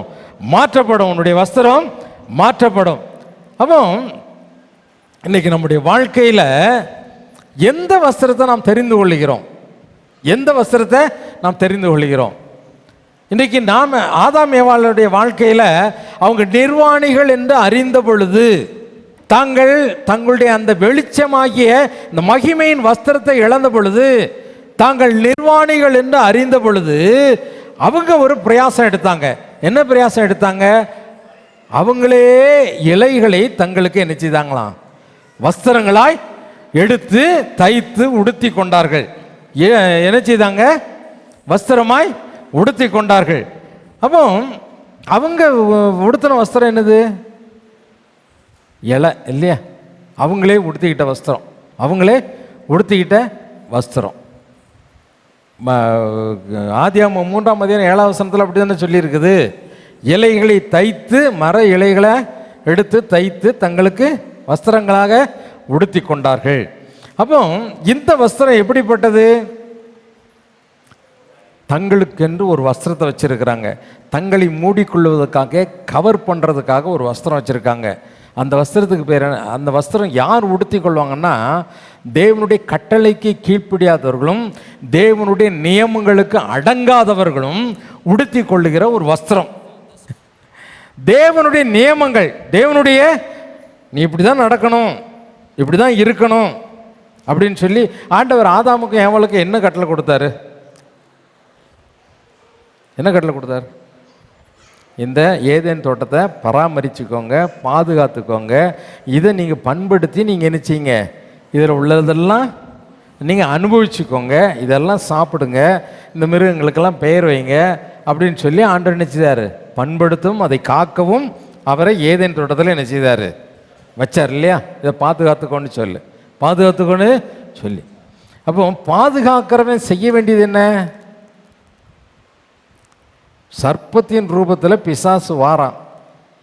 ஹேய், நீ இந்த தோட்டத்துக்கு உரியமே இல்லையே, நீ எப்படி வந்த, போ வெளியே அப்படின்னு நினச்சிருக்கணும். நம்ம வாழ்க்கையில் தேவன் நமக்கு சில கட்டளை கொடுக்கிறார், சில கட்டளை நீ இப்படி தான் நடக்கணும், இப்படி தான் செய்யணும் அப்படின்னு சொல்லி உள்ள வருது. யார் வரா? சர்ப்பம் வருது. சர்ப்பம் வந்து அடித்து துவைச்சிரு, இந்த பொண்டாட்டி இப்படிலாம் பேச விட்டுட்டு இருந்தால் வாயிலே அடிக்கணும். என்ன சொல்லும் இந்த பிசாசு? சர்ப்பம் உள்ளே வந்துடுச்சுது, வந்து என்ன செய்யுது? வாயிலே அடிட்டா அப்படின்னு சொல்லி என்ன செய்யும்? சொல்லும் போது நம்ம என்ன செய்கிறோம்? அடிச்சு. இந்த சர்ப்பம் வரும்பொழுதே தெரிஞ்சிடணும். என்ன தெரிஞ்சிடணும்? ஐயோ, கையை கண்ட்ரோல் பண்ணணும், வாயை கண்ட்ரோல் பண்ணணும், அப்படியே அமைதியாக என்ன செய்யணும்? இருந்துடணும். சர்ப்பத்துக்கு இடம் கொடுக்கக்கூடாது. போ, சர்ப்பத்தை அடையாளம் கண்டு கொண்டு தேவன் கொடுத்த கட்டளை அதுதான் இல்லை, அப்படி தானே? ஆமாம். ஆண்டவர் உனக்கு கொடுத்த கட்டளை என்ன கட்டளை? அதை பண்படுத்தணும், காக்க வேண்டும் என்று கட்டளை கொடுத்திருந்தார். பண்படுத்தி தேவனுடைய வசனமாகிய விதை விழும் பொழுது அது 1 30 60 100 பலன் கொடுப்பதற்காக பண்படுத்தும்படியாக இந்த சரீரத்தை தேவன் நம்ம கையில் கொடுத்தார். அது மட்டும் இல்லை, தேவன் உன் கையில் கொடுத்த இந்த ஆவி ஆத்மா சரீரத்தை நீ என்ன செய்யணும்? பாதுகாக்கணும். சத்துரு என்ன செய்யக்கூடாது? பாதுகாக்கிறதுனா என்ன? பீரோவில் நகையும் வச்சிருந்தா மட்டும் என்ன செய்கிற? தலையை அந்த கதவை ஒட்டி வச்சுக்கிட்டு படுக்கிறியா? எவனா திறந்தா என்ன செய்யணும்? என் தலை போனாலும் பறக்காத பீரோக்குள்ளே இருக்க அந்த பாதுகாப்பு உணர்வு இருக்குல்ல. இந்த சரீரத்தையும் ஆவியும் ஆத்மாவையும் மட்டும் என்ன செய்ய மாட்டேங்க? பாதுகாக்க மாட்டேங்கிறிய, விட்டுட்டியே. அதான் ஆண்டவர் சொன்னார், பாதுகாக்க. இதில் தவறுட்டா நீயே உனக்கு ஒரு ட்ரெஸ்ஸை போட்டுக்கிற. என்ன ட்ரெஸ்ஸு? நாங்கள்லாம் கிறிஸ்தவங்க, நாங்கள்லாம் சர்ச்சுக்கு போகிறோமுங்க. 11 ஆனாலும் எங்கே போயிடுவோம்? சர்ச்சுக்கு போயிடுவாங்க. தலையில் முக்காடு போட்டுக்கிடுவாங்க. இதெல்லாம் என்னது? உனக்கு நீயே தைத்து உடுத்தி கொண்ட ஒரு வஸ்திரம். கிறிஸ்தவன் என்ற போர்வையில் பரலோகத்துக்கு போகலாம் அப்படின்னு நினைக்காத, பரலோகத்துக்கு போகலான்னு நினைக்காத. உனக்கு நீயே தெரிந்தெடுத்து கொண்ட வஸ்திரம் தான் இந்த வஸ்திரம். ஆதாம் ஏவாளும் அதை தான் தெரிந்து கொண்டாங்க. ஆதாம் ஏவாளும் அதைத்தான் தெரிந்தார். இப்போ ஆண்டவர் வந்தார். ஆண்டவர் வந்து எங்கப்பா இருக்கிற எல்லாம் கேட்டு முடிச்ச அந்த கதை உங்களுக்கு தெரியும், அது சொல்ல வேண்டாம். ஆண்டவர் வந்தார், இலை வஸ்திரமாக போட்டிருக்க எடு அப்படின்னு சொல்லி அவர் என்ன வஸ்திரம் கொடுத்தாரு? ஆதியாகமம் 3:21 தேவனாகிய கர்த்தர் ஆதாமுக்கும் அவள் மனைவிக்கும், தேவனாகிய கர்த்தர் ஆதாமுக்கும் அவனுடைய மனைவிக்கும் தோல் உடைகளை உண்டாக்கி அவர்களுக்கு உடுத்தினார். தோல் உடையை உருவாக்கி அவர்களுக்கு என்ன செய்தார்? உடுத்தினார். இப்போ அந்த தோல் உடையை கொடுத்தார். இந்த தோல் உடையை உடுத்தி கொண்டு இவங்க பரலோகத்துக்கு போக முடியுமா? போக முடியாது. ஏதேன் தோட்டத்துக்குள்ளே போக முடியாத, பரலோகத்துக்கு எங்கே போக முடியும்? நல்லா கவனிங்க. இந்த தோல் உடைக்கு பெயர் என்ன தெரியுமா? உலகத்தின் வஸ்திரம். என்ன வஸ்திரம்? ஒன்று தாங்களே உருவாக்கி கொண்ட வஸ்திரம், ரெண்டாவது அவர்களுக்கு கொடுக்கப்பட்ட வஸ்திரம். என்ன வஸ்திரம்? உலகத்தின் வஸ்திரம். உலகத்தின் வஸ்திரம். உலகத்தின் வஸ்திரம்னா உலகத்தில் நீ இப்படி இப்படி வாழ்ந்துக்கோப்பா. அவங்களுக்கு ஒரு இன்ஸ்ட்ரக்ஷன் கொடுத்தார். நீ போய் பண்படுத்தி சாப்பிடு, சாவுன்னு இல்லை, சாப்பிடு. ஆனால் நீ என்னத்தை விதைச்சாலும் உனக்கு முள்ளும் குறுக்கும் தான் நிச்சயம். நிலத்து நெத்தி வேற நிலத்தில் உள்ள நீ பாடுபடுவ, உனக்கு என்ன செய்யாது? வரவே வராது. நீ பிள்ளை பெறும்போது கஷ்டப்பட்டு உயிர் போய் தான் நிச்சயம் உனக்கு திரும்ப இப்படிலாம் அனுப்பிட்டார். இந்த தோல் உடையை உடுத்தி கொண்டு எங்கே இருக்க முடியாது. தேவன் வாசம் பண்ணக்கூடிய, தேவன் உலாவக்கூடிய இந்த ஏதேன் தோட்டத்துக்குள்ள உலாவுவதற்கு அவங்களுக்கு அனுமதி கிடையாது. தோல் உடையை கொடுத்து வெளியே அனுப்பிட்டார். இந்த வஸ்திரத்துக்கு பேர் என்ன? உலகத்தின் வஸ்திரம். இந்த உடையோடு கூட தேவனுடைய தோட்டத்திற்குள்ள உலாவுவதற்கு என்ன கிடையாது, அவங்களுக்கு அனுமதி இல்லை. அதைத்தான் மத்தேயு 22ஆம் அதிகாரம் 12வது வசனத்தில் பார்க்குறோம். இந்த ட்ரெஸ்ஸை போட்டுட்டு எப்படிப்பா நீ இங்கே வந்த? இந்த ட்ரெஸ்ஸை போட்டுட்டு எப்படிப்பா? நம்ம கிறிஸ்தவங்களாம் சாதாரண ஆட்கள் கிடையாது. கேருபீன்களையும் சேராபீன்களையும் வீசிக்கொண்டிருக்கிற சுடரொளி பட்டயத்தையும் வைத்தாலும் ஆதாம் ஏவாள் கூட ஏமாந்து போவாங்க. அந்த நான் அன்னைக்கு இருந்துன்னு இந்த இவனை மாதிரி எங்கே போய் உட்காந்துருப்பேன். நான் இன்னைக்கு வரைக்கும் சிந்திச்சு பார்க்கையா, இன்னைக்கு வரைக்கும் சிந்திக்கிறேன், மண்டையை போட்டு குடைஞ்சி பார்க்குறேன். அந்த கல்யாண விருந்துக்குள்ள இவன் ஒருத்த மட்டும் எப்படி போனான்? நல்லா யோசித்து பாருங்க. கல்யாண வீட்டுக்குள்ள ஆண்டவர் எல்லாரையும் பார்க்க வர்றார். எல்லா ட்ரெஸ்ஸும் அப்படியே ட்ரெஸ்ஸு அப்படியே மகிமையின் வஸ்திரம் அப்படியே ஜொலிக்குது, பிரகாசமாக இருக்குது, அப்படியே பிரைட்டாக இருக்குது. ஒரு இடம் மட்டும் எப்படி இருக்குது? தொலைவாக இருந்து பார்க்கும்போதே அந்த வரிசையில் ஒரு இடம் அப்படியே இருட்டாக இருக்குது. என்ன அங்கே ஆள் உட்கார்லையா என்ன அப்படின்னு சொல்லிட்டு ஆண்டவர் வேகமாக அங்கே போகிறார். போய் பார்த்தா ஒருத்தன் இருக்கிறான். அந்த மகிமையின் வஸ்திரம் தரிக்காதவனாய், அந்த ஒளியின் வஸ்திரம் இல்லாதவனாய், மங்கின இருளெல்லாம் வஸ்திரத்தோடு கூட ஒருத்தன் எங்கே உட்காந்துருக்கான்? கேட்டில் எல்லா தூதனையும் கேருபீன் சேராபீன் எல்லாத்தையும் போக்கு காட்டிட்டு எங்கே வந்துட்டான்? உள்ளே வந்துட்டான். உள்ளே ஏமாத்திட்டு உள்ளே வந்தால் கூட ஆண்டவர் என்ன செய்ய மாட்டார்? விட மாட்டார். ஆண்டவர் என்ன செய்ய மாட்டார்? கல்யாண வஸ்திரம் இல்லாமல் எப்படா இங்கே வந்த? ஒன்றுமே பதில் சொல்லலை. குற்ற உணர்வோடு கூட குனிஞ்சிக்கிட்டு இருக்கிறான். அப்படின்னு சொன்னார். கோபம் வந்துட்டு அவருக்கு. அவன் கையையும் காலையும் கட்டி அழுகையும் பற்கடிப்பும் உள்ள புறம்பான இருளில் கொண்டு போய் போடுங்க அப்படின்னு சொல்லிட்டார். இருளில் நல்ல கவனி. நாம இந்த வஸ்திரத்தை நாம் உடுத்தி கொண்டு எங்கே போக முடியாது? இந்த பரலோக ராஜ்யத்துக்குள்ளே போக முடியாது. தேவனுடைய ராஜ்யத்துக்குள்ளே போக முடியாது. வஸ்திரம் ரொம்ப முக்கியம். ஹலோ, நல்லா கவனிங்க. பரலோக வஸ்திரம் ரொம்ப ரொம்ப முக்கியம். இங்கே நீ உடுத்திட்டு வந்திருக்க பட்டு வஸ்திரமோ நல்ல விலையுயர்ந்த பேண்ட் சட்டையோ போட்டுக்கிட்டு நீ அங்கே போக முடியாது. பரலோக வஸ்திரம் இல்லாதபடி பரலோக ராஜ்யத்துக்குள்ளே போக முடியாது. அது மகிமையின் வஸ்திரம், அது ஒளியுள்ள வஸ்திரம். அல்லேலூயா. உடைய கண்களை பிரகாசமாக்கக்கூடியது, உடைய சிந்தையை பிரகாசிக்க பண்ணக்கூடியது. அந்த வஸ்திரம் இல்லாதபடி பரலோக ராஜ்யத்துக்குள்ள போகவே முடியாது. இன்னைக்கு நாம வைத்திருக்கிற வஸ்திரம் என்ன? பொய் சொல்றது இல்லைங்க, யாருக்கும் கெடுதல் பண்றது இல்லைங்க, யாருக்கும் தீங்கு செய்யறது இல்லைங்க, ஏழைங்களுக்கெல்லாம் உதவி செய்கிறேங்க, இப்படி தான் நம்ம சொல்கிறோம். அது பைபிளில் என்ன சொல்லியிருக்கு தெரியுமா? ஏசாயா தீர்க்கதரிசி சொல்லும்போது சொல்கிறாரு. ஏசாயா தீர்க்கதரிசியின் புஸ்தகம் 64ஆம் அதிகாரம் 6வது வசனத்தை வாசியை கேட்போமா? ஏசாயா 64ஆம் அதிகாரம் 6வது வசனம். நாங்கள் அனைவரும் தீட்டானவர்கள் போல இருக்கிறோம். நாங்கள் அனைவரும் தீட்டானவர்கள் போல இருக்கிறோம். எங்களுடைய நீதிகள் எல்லாம் அழுக்கான கந்தையை போல இருக்கிறது. எங்களுடைய நீதிகள் எல்லாம் அழுக்கான கந்தையை போல இருக்கிறது. நாங்கள் அனைவரும் இலைகளைப் போல உதிர்கிறோம். ஆமா, நல்லா கவனிங்க. எங்களுடைய நீதி எல்லாம் எப்படி இருக்குதான்? அழுக்கான கந்தையை போல இருக்குது. நமக்கென்று ஒரு நீதி வைத்து இருக்கிறோம். நமக்கென்று ஒரு நீதி. நீதினா என்ன? நீதினா ஒரு ரைச்சஸ், நீதியாய் நேர்மையாய் நடப்பது, நீதியாய் நேர்மையாய் நமக்கு தெரிஞ்ச மாதிரி நல்லவங்களாய் இருக்கிறது. அப்போஸ்தலர் நடவடிக்கைகள் 10ஆம் அதிகாரத்தில் ஒரு மனிதனை பற்றி சொல்லி இருக்குது. அவன் எப்படிப்பட்டவன் தான்? சன்மார்க்கன், அவன் நீதிமான், கர்த்தருக்கு பயப்படுகிறவன், தேவனுக்கு பயப்படுகிறவன், தானதரம் செய்கிறவன், ஆலயங்களெல்லாம் கட்டி கொடுத்துருக்கிறான். அவனை பற்றி இந்த 10ஆவது அதிகாரத்தில் வாசித்தீங்கன்னா நிறைய நல்ல காரியங்கள்லாம் சொல்லி இருக்குதும். ரொம்ப நல்ல மனுஷன், ரொம்ப நல்ல மனுஷன். தான தர்மங்கள் செய்து நன்மையான காரியங்களை செய்து மற்றவர்களோட அன்பாக பழகி எல்லாம் இருக்குது, எல்லாம் இருக்குது.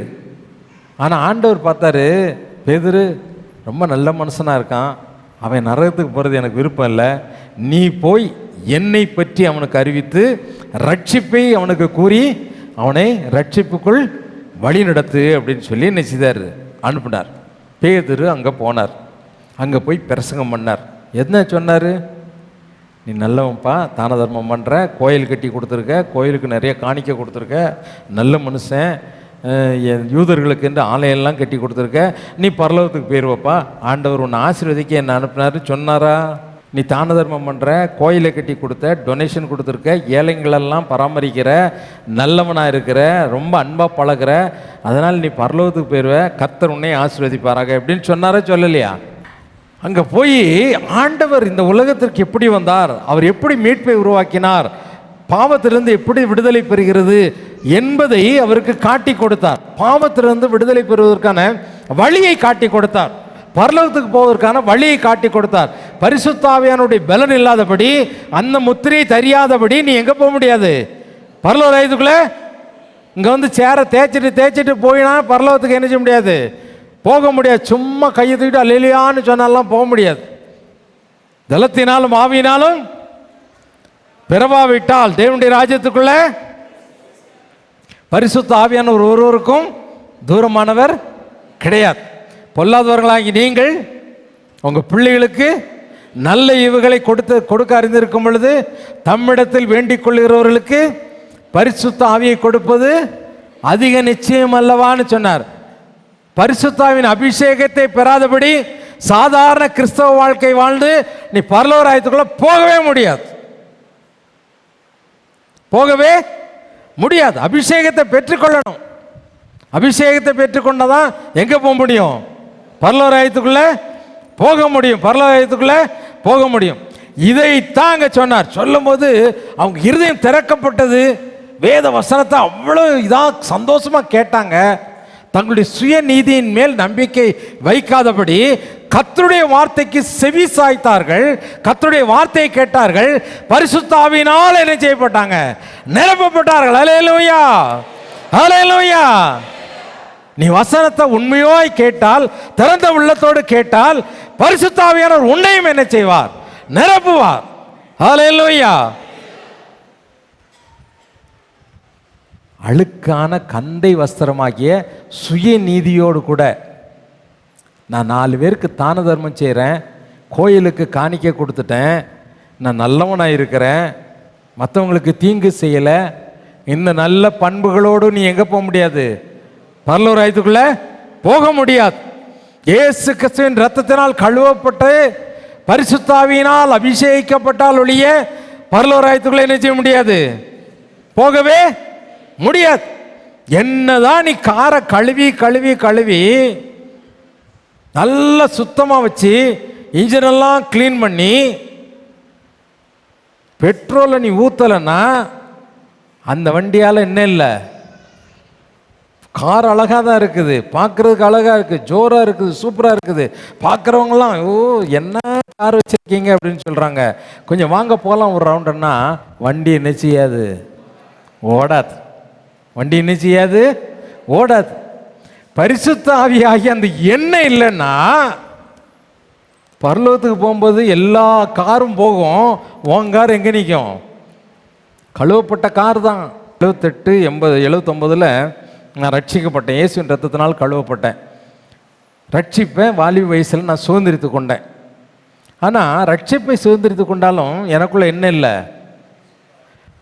பரிசுத்த ஆவியாகி எண்ணெய் இல்லை. நல்ல கழுவி ஜோடிக்கப்பட்டிருக்கிறேன். யாராயிட்டேன், பாஸ்டர் ஆகிட்டேன். என்ன ஆகிட்டேன், பாஸ்டர் ஆகிட்டேன். பாஸ்டர் ஆகி நான் போய் பிரசங்கம் பண்ணால் பிரசங்கத்தில் என்ன இல்லை, ஒரு வல்லமை இல்லை, ஒரு சுவாரஸ்யம் இல்லை. நிறைய டிக்ஷனரி கமெண்ட்ரி இப்படின்னு நிறைய அந்த சயின்டிஃபிக் புக்கெல்லாம் படித்து நிறைய பாயிண்ட்லாம் அடித்து வச்சு பேசுகிறேன். ஆனால் என்ன இல்லை, இன்றைக்கி அதெல்லாம் என்ன செய்து எடுத்தால் அப்படியே பவுடர் ஆகிப்போச்சு. இந்த கமெண்ட்ரிலாம் இருக்குது. அதில் உள்ள தியானங்கள், மற்றவர்களுடைய தியானங்களை நான் வாஸ்து மற்றவர்களுக்கு சொல்லி பார்த்தேன், வரல.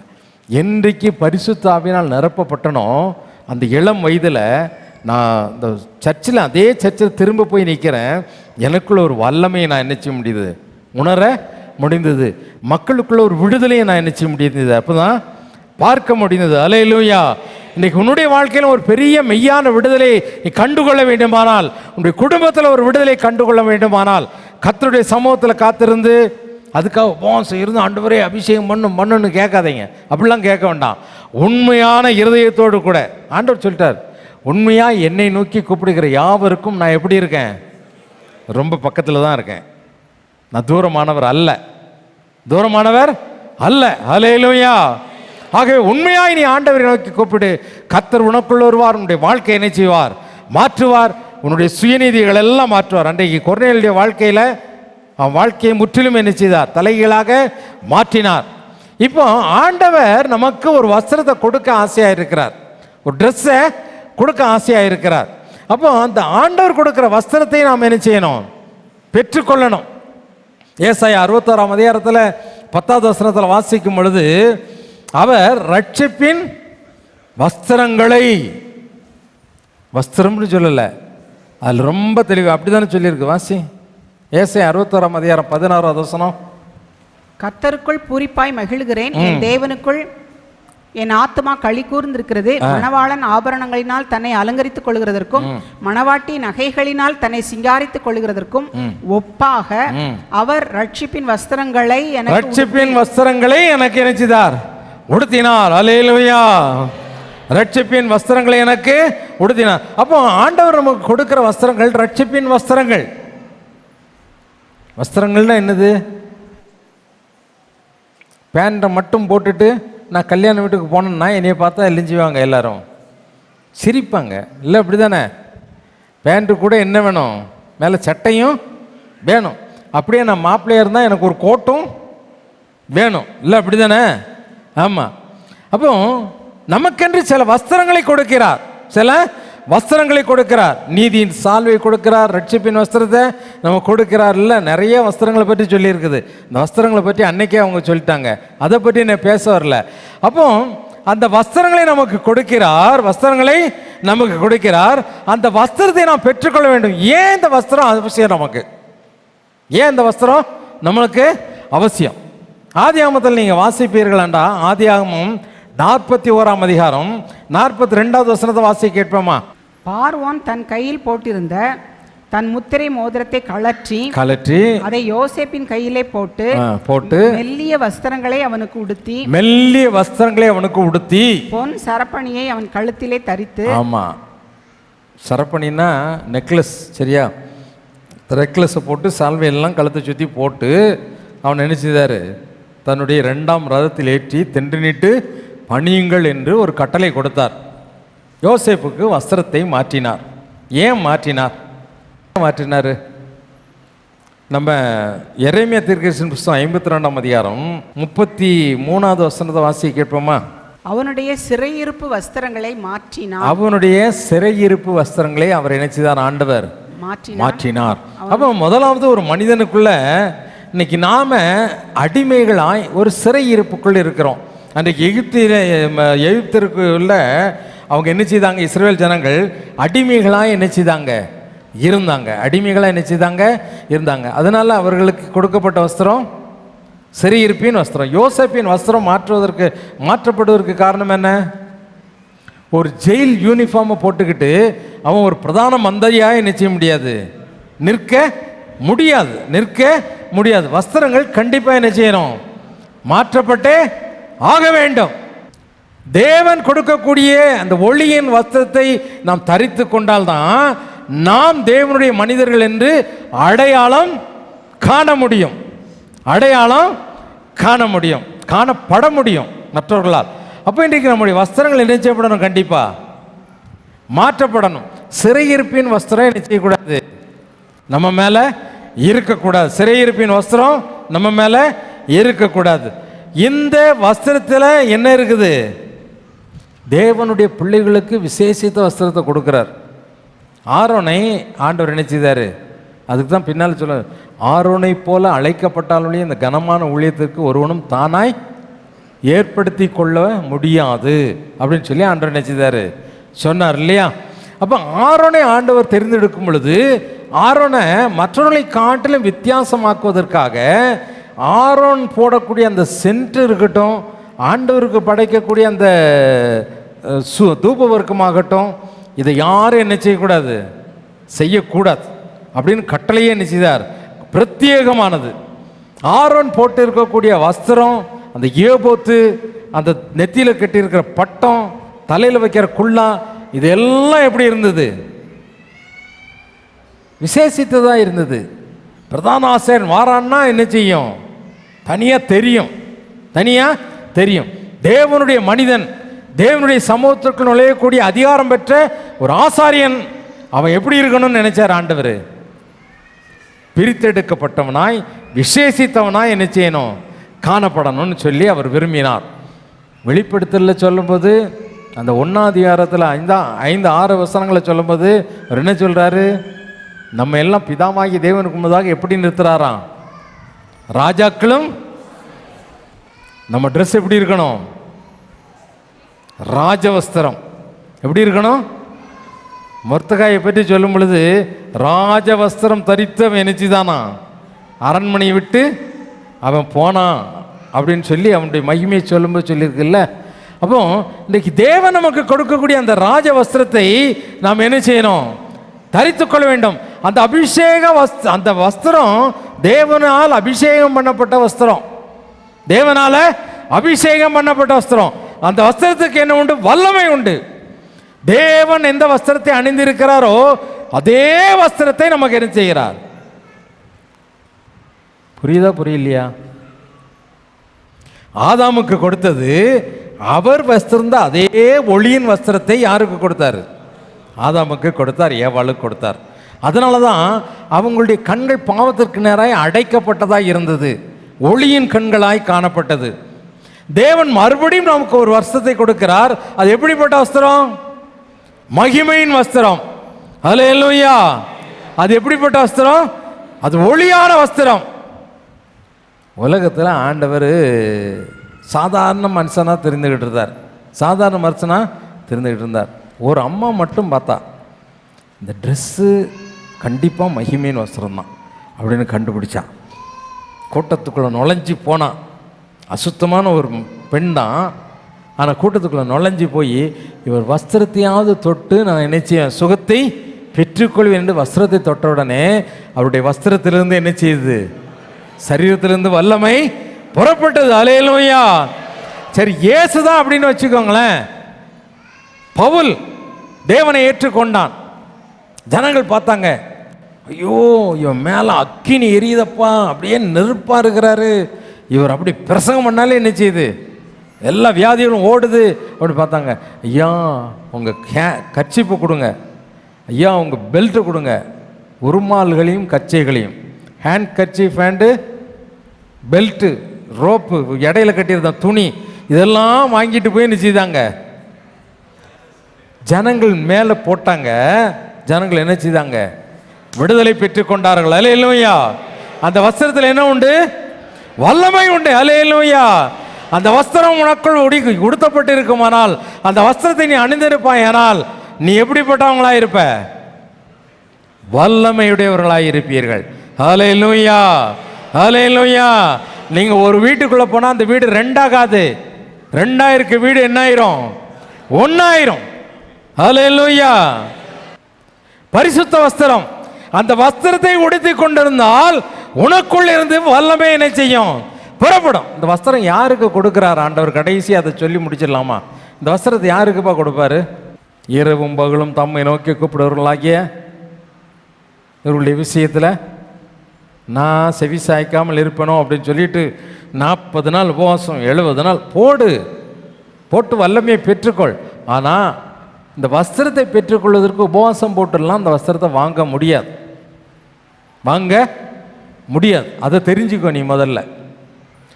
இந்த கல்யாண விருந்துக்கு அழைக்கப்பட்டவர்களை கார்டு கொடுத்தவங்களெல்லாம் போய் அவங்க வேலைக்காரங்களை விட்டு, எப்பா கல்யாணத்துக்கு எல்லாம் விருந்தெல்லாம் ரெடி பண்ணியாச்சு, இன்னும் ஆளை காணுமாப்பா, இந்த கல்யாணம் கொடுக்குறப்ப அதான் இந்த மிகால்கிட்ட என்ன ஆட்களே காணும், எல்லாம் கூப்பிட்டேன். திரும்ப போய் கூப்பிடணும் போல். இந்த நலுங்கு வைக்கிற அன்னைக்கு கேட்டேன், திரும்ப போய் கூப்பிடணும் போல், ரெண்டாவது கூப்பிடணும் போல், மூணாவது கூப்பிடணும் போல், திரும்ப திரும்ப கூப்பிடணும். இதுதான் உலக வழக்கமே. ஆண்டவரும் பார்த்தார், கல்யாண விருந்துக்கே ஆட்கள் என்ன செய்யலை. ஆண்டவர் உருவாக்கின ஆயத்தப்படுத்தின அந்த விருந்துக்கே ஆட்கள் என்ன செய்யலை, வரலை. அனுப்புனா அவன் என்னச்சுதான், நான் இப்போ தான் பொண்டாட்டி கட்டினேங்க, ஒருத்தன் ஏர்மாடு இப்போ தான் வாங்கினேங்கிறான். அதுவும் ஒரு ஏர்மாடு இல்லை, 5 ஏர்மாடு என்ன செய்தேன் வாங்கினேங்கிறான். இப்போ தான் நான் நிலத்தை வாங்கினேங்கிறான் ஒருத்தன். ஒவ்வொருத்தையும் சாக்கு போக்கு சொல்ல ஆரம்பிச்சிட்டாங்க. ஆண்டுட்டு வந்து சொன்னாங்க, ஐயா யாரும் வர்ற மாதிரி தெரியல. அழைக்கப்பட்டவர்கள் நிறைய பேருக்கு கார்டு கொடுத்தோம், ஆனால் யாரும் வர்ற மாதிரி தெரியல. ஆண்டவருக்கு இந்த அழைக்கப்பட்டவர்கள் மேலே என்ன வந்துடுச்சுது, கோபம் வந்துச்சு. கோபம் வந்தோடனே போ, எங்கே போய் கூட்டுவா, நல்லார் பொல்லார் எல்லாரையும் கூட்டாடா. மத்தேயு 22 10வது வசனத்தை வாசி கேட்போமா? மத்தேயு 22 10வது வசனம். அந்த ஊழியக்காரர் புறப்பட்டு வழிகளிலே போய் தாங்கள் கண்ட நல்லார் பொல்லார் யாவரையும் கூட்டிக் கொண்டு வந்தார்கள். யாவரையும் நல்லா கவனிங்க. யாருக்கு இந்த வஸ்திரம் கொடுக்கப்பட்டது? இவங்கெல்லாம் கல்யாண வீட்டுக்குள்ளே என்ன வஸ்திரம் தரிச்சிருந்தாங்க? ஹலோ, என்ன வஸ்திரம் தரிச்சிருந்தாங்க? அழைக்கப்பட்ட ஒருத்தன் தான் என்ன செய்தான், கல்யாண வஸ்திரம் இல்லாமல் இருந்தான். ஆனால் பிந்தி அழைக்கப்பட்டு வந்தாங்க பார்த்தீங்களா, அவங்களாம் என்ன தரிச்சிருந்தாங்க? கல்யாண வஸ்திரம் தரிச்சிருந்தாங்க இல்லையா? இவங்களாம் யார்? அதில் நல்லவங்களும் இருக்காங்க, பொல்லாதவங்களும் என்ன செய்கிறாங்க, இருக்கிறாங்க. இப்போ நம்மெல்லாம் யார், நல்லவங்களா பொல்லாதவங்களா? இப்போ நல்லவங்கள்லாம் யார் கையை தூக்குங்கன்னா எல்லாருமே நிச்சயவீங்க. பொல்லாதவங்களாம் யாருன்னு சொன்னால் ஒருத்தருமே நிச்சய மாட்டீங்க. பொல்லாதவர்கள் இவங்கெல்லாம் எங்கே இருந்தாங்க? வழி அருகே. அதுக்கு ஆங்கிலத்தில் என்ன போட்டிருக்கு தெரியுமா? அந்த வழி அருகேக்கு போடும்போது highway, those who are in the highway. ஹைவேன்னா எங்க?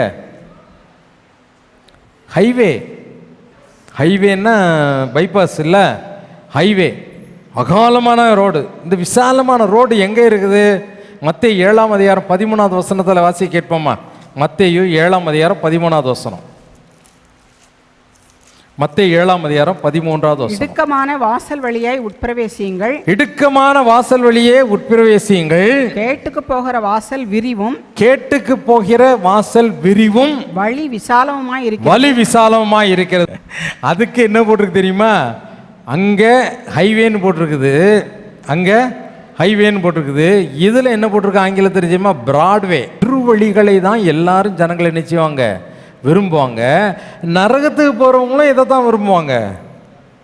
அந்த பெருவழியை தான், அந்த பிராட்வே, அந்த ஹைவே தான் நினைச்சுவாங்க, விரும்புவாங்க.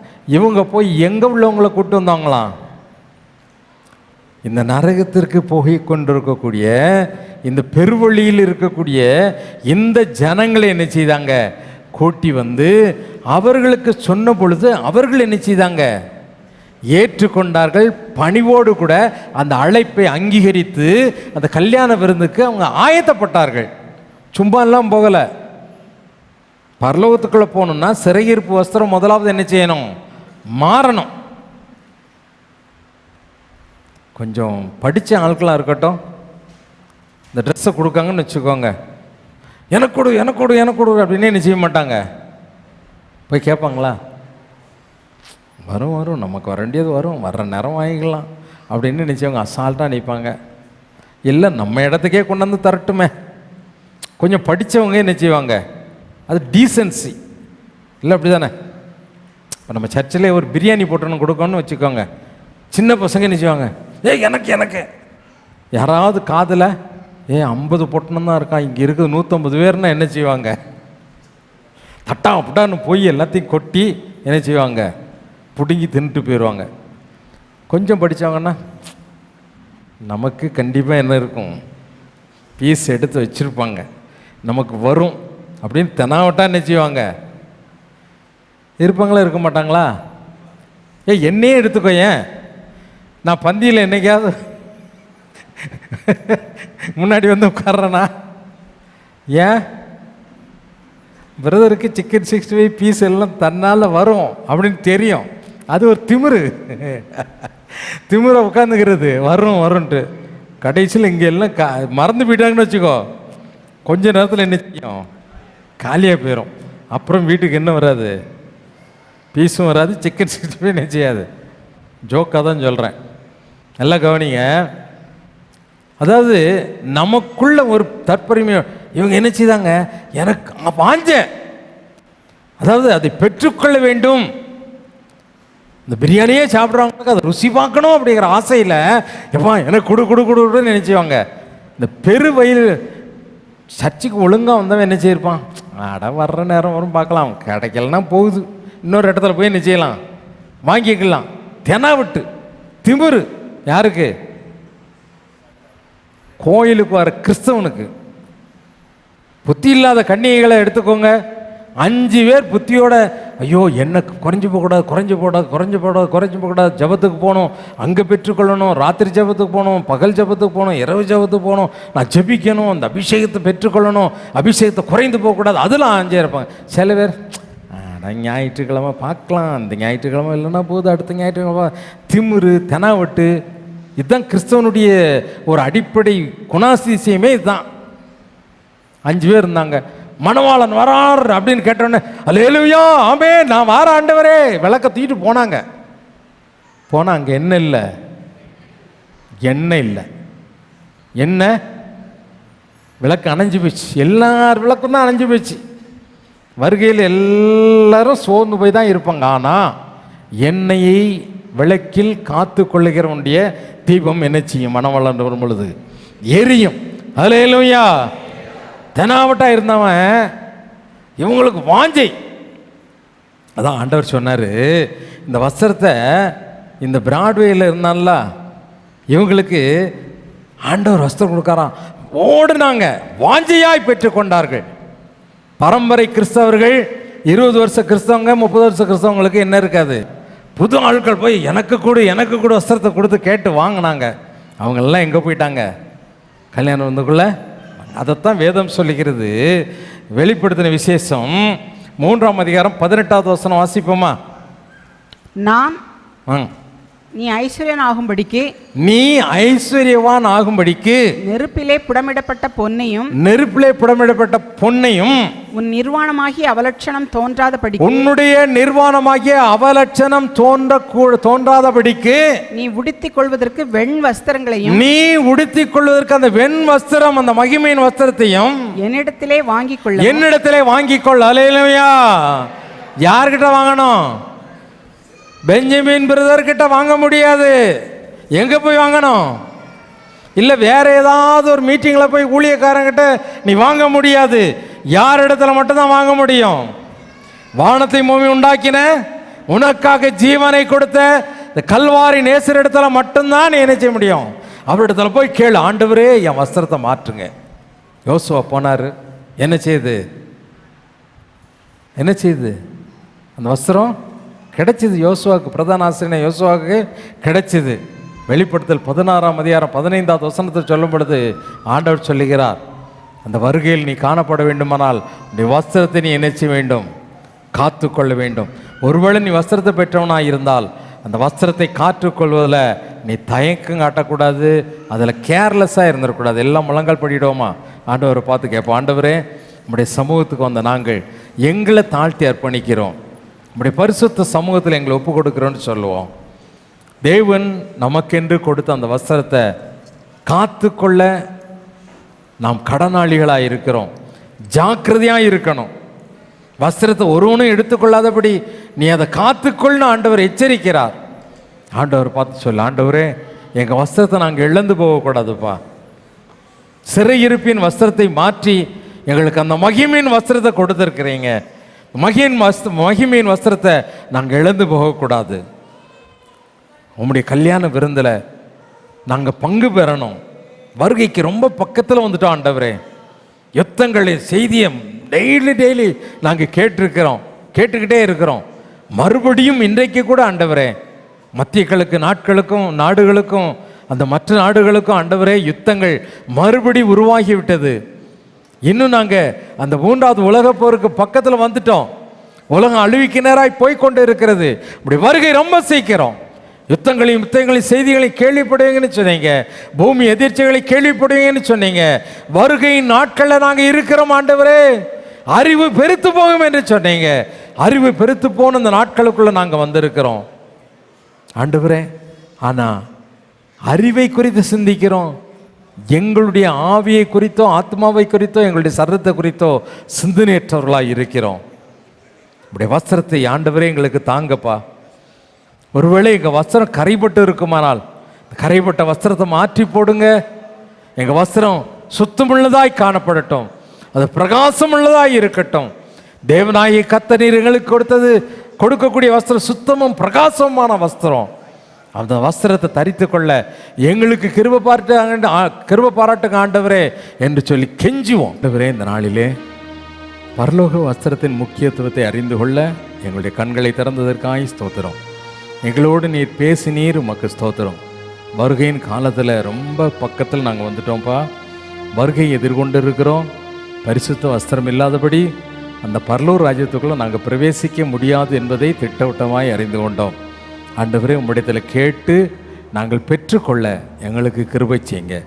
அசுத்தமுள்ள வஸ்திரங்களாய் அல்ல, பரிசுத்த வஸ்திரங்களை காத்து கொள்ள எங்களுக்கு பேலன்ஸ் செய்யுங்க. தேவனாய் கர்த்தர் எங்களை பரிசுத்த அலங்காரத்தால் அலங்கரிக்கும்படியாக செபிக்கிறோம். நம்முடைய மகிமையின் வஸ்திரத்தை எங்கள் எல்லாருக்கும் தாங்க. தகுதியுள்ளவர்களாக எங்களை மாற்றுங்க, எங்களை பரிசுத்தமாக்குங்க. இயேசுவின் நாமத்தில் செபிக்கிறேன் பிதாவை, ஆமென். நம்முடைய கர்த்தராகிய இயேசு கிறிஸ்துவினுடைய கிருபையும் பிதாவாகிய தேவனுடைய அன்பும் பரிசுத்த ஆவியினுடைய அன்யோன்ய ஐக்கியமும் இன்றும் என்றும் சதா காலங்களிலும் நம்மனோடு கூட இருப்பதாக, ஆமென். தேவ ஆசீர்வாதத்தோடு அடியாரை அனுப்பும். வார்த்தை என்னும் அப்பத்தாலே போஷித்து வளர்த்தையும் இப்போதும் மை தேடி வந்து மனதார போற்றினோம். மோட்சலோகத்து கழித்து உம்மை வாழ்த்தி தொழுவோம், ஆமென். என் ஆத்துமாவே கர்த்தரை ஸ்தோத்திரி, என் முழு உள்ளமே அவருடைய பரிசுத்த நாமத்தை ஸ்தோத்திரி.